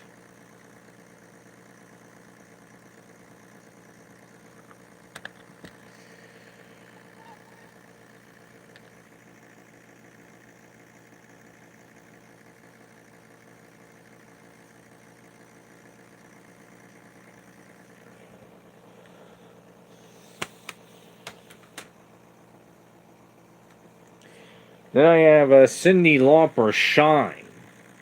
This one was originally released only in Japan, I believe. This is from 2001.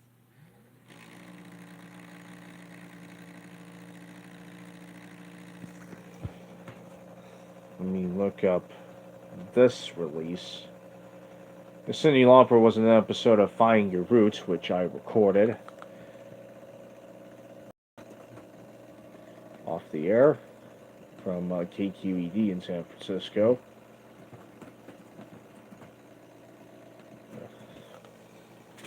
On a good night for PBS, it also had a recording of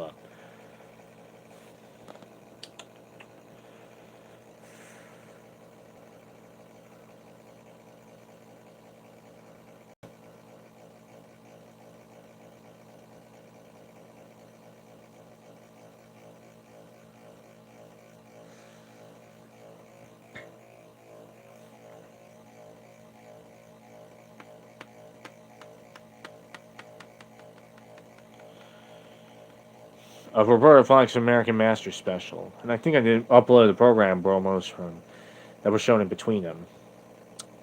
I wanted to give the file of the KQED recording to my mom. I'll see if it's still on my drive. I think it's on my drive somewhere, but I haven't given it to her yet. Also, yes, if you're wondering, my laptop is making quite a bit of loud noises lately. It's been making quite a bit of loud noises recently. I have no idea how or why it does that, but it does. Yeah, I still have that recording. I should give it to my mom at some point. My mom would like that. See Cyndi Lauper on Finding Your Roots. Well, anyway, this is the EP version of the Cyndi Lauper album Shine, which was released in 2001 on a company called Oglio Music. It was originally going to be released in 2001 on Ado Records America, but Ado closed its American division by that time. So, but then there were leaked tracks from a demonstration album, and she decided not to release this thing in a widespread fashion. So, instead released two EPs. This one was called Shine, and there was another one called Shine Remixes. The full album ended up being released in Japan on Epic in May 2004.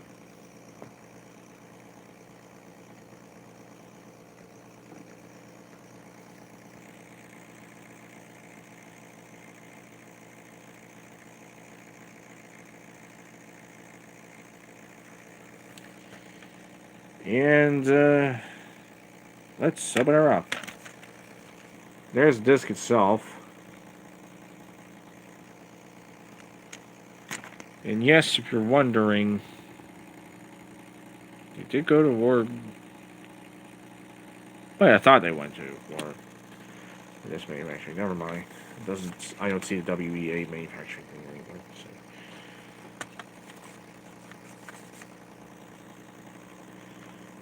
This one is a pretty short thing on the inside there.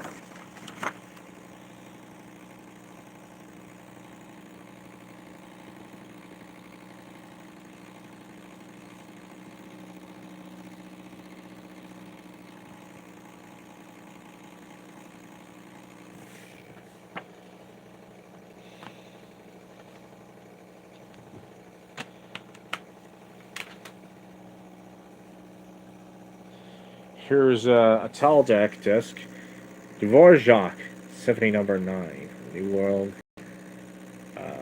Austin, New World, New World More.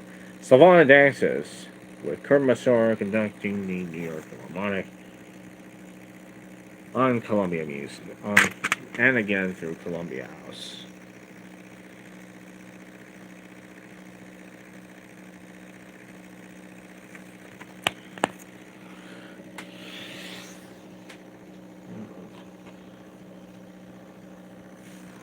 Here's Ray Charles, Georgia on My Mind. This is a pretty cheap compilation on Laserlight Digital that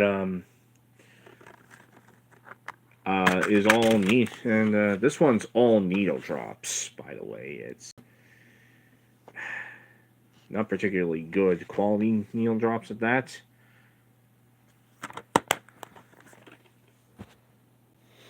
Got a bunch of needle drops on it.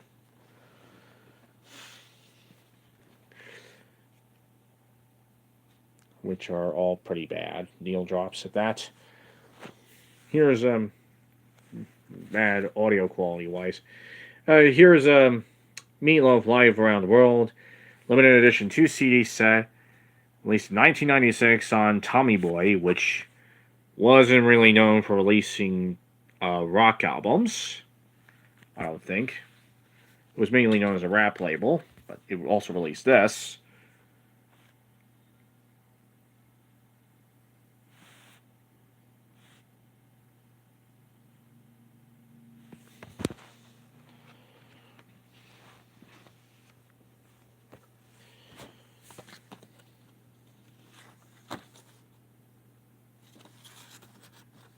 That's a nice little book in here.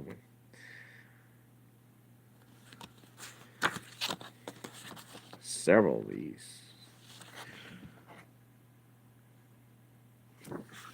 pictures in there. Split over 2 discs.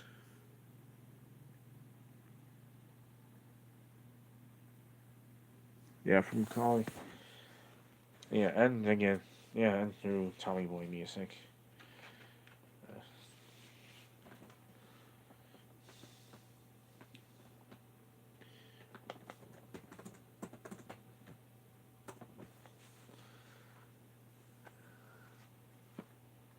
Yeah, it did.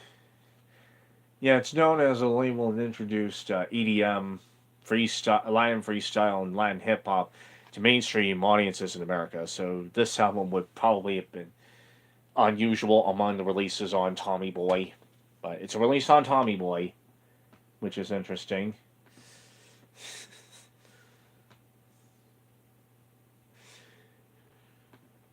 Bit of an oddity, Tommy Boy releasing something that doesn't fall into the EDM, freestyle, or hip hop categories. Here's another really cheap compilation of really, really bad needle drops. Mellow Around Midnight Classic Love Songs, the Gold Collection. Released in 1998 on some label called Fine Tune. I think it does have the original recording of Rainy Night in Georgia on it, which is good to know.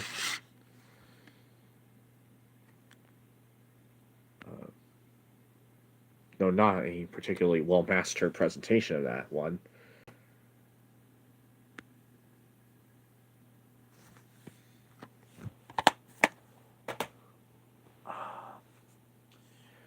I got 3 more CDs to go. Koxis plays Bartok on Deaden. This is a Japanese CD that I randomly found, again, on Stone Avenue at the Pima County Public Library bookstore.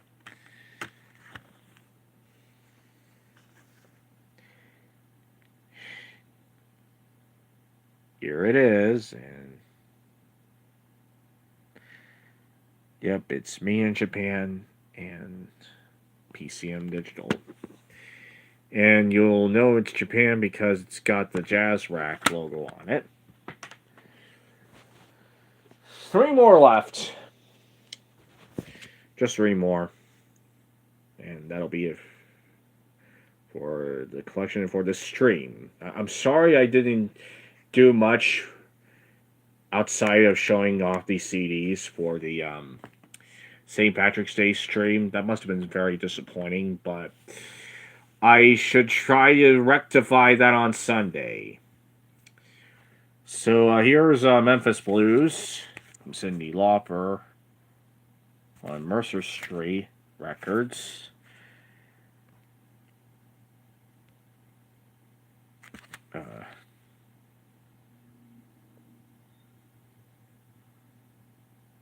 This is a blues album released in...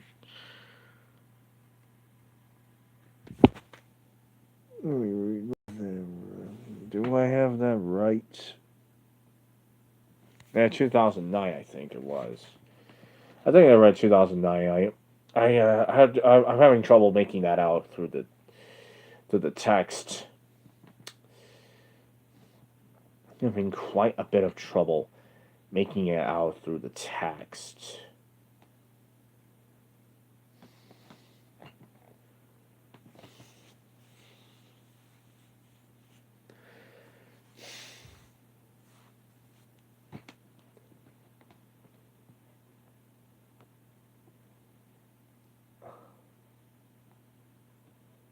Her most recent studio album is Detour, which was released in, I think, 2016 or 2016 on Sire in conjunction with Rhino and Atlantic. And this one was released in 2010 on Mercer Street in conjunction with Down. But it's Downtown Records, I think. It's what it's in conjunction with.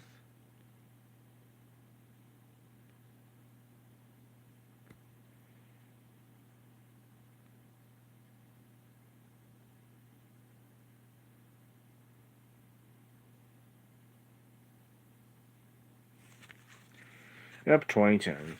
That is right on. See, it's a digipack gatefold with the booklet in there that I'm not going to get out, and a CD which I will get out.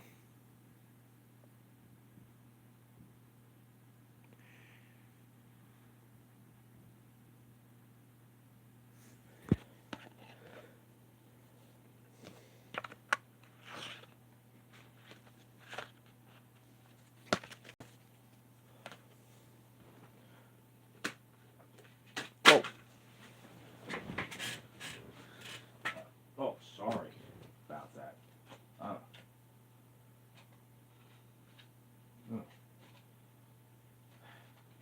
These digipacks don't have it easy. Hold on. There we go. Okay. And I have 2 more CDs left. Anyway. This is missing the front of the pack with the front and booklet. The front of the jewel case, and it's the Ultimate Seacoast Experience, Nova Scotia, Canada's Seacoast, presented by Alexander Keats. And this one has selections from a number of Nova Scotia artists on it. It's from 2004, but probably from 2003. It's promoting Nova Scotia tourism for 2004, though. And the vinyl album. This dropped to the floor. I'm happy to report it's in good shape. It survived the fall. That it took the fall. I'm happy to report that it took the fall well. This is a CD from one of my recent CD surprise videos. The soundtrack of one of my favorite shows at the moment, Bluey the album. This is a show I like to watch just about every chance I get. 12 tracks from season 1 of the award-winning TV series includes 6 colorful stickers, which are right over here. 8 colorful stickers, which are right over here. So here are your choices of the stickers. Oh, it's actually 4 colorful stickers. And this is a Crimson release in conjunction with BBC Studios from 2021. And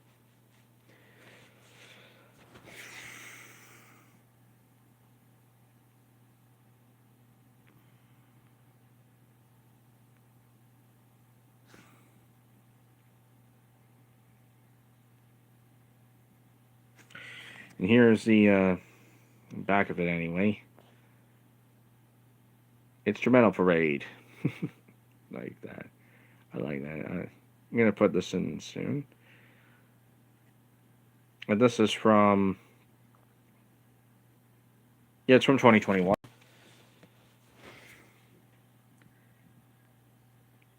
A picture of the happy Australian family of healers that the world knows as the Healers.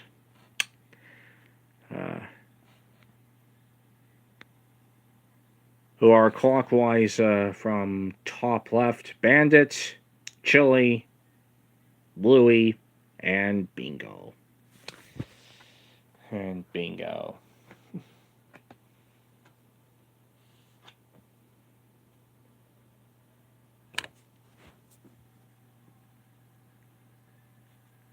Here's the disc.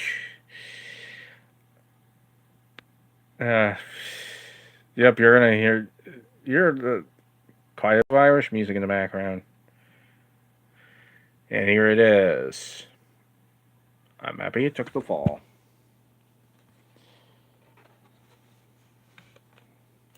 And I'm happy it took the fall. I would have been a bit worried if it didn't. Anyway, that is it for my CD collection. I went through it for 4 hours. Spent 4 hours. Took 4 hours of the early evening to do my CD collection. And I don't think I have any more to stream. Live, that is. But I hope to make up for it on Sunday, though. Have a nice... I hope you had a happy St. Patrick's Day. I hope you wore green for good luck on St. Patrick's Day as well, like I did. And I'll see you in the next video.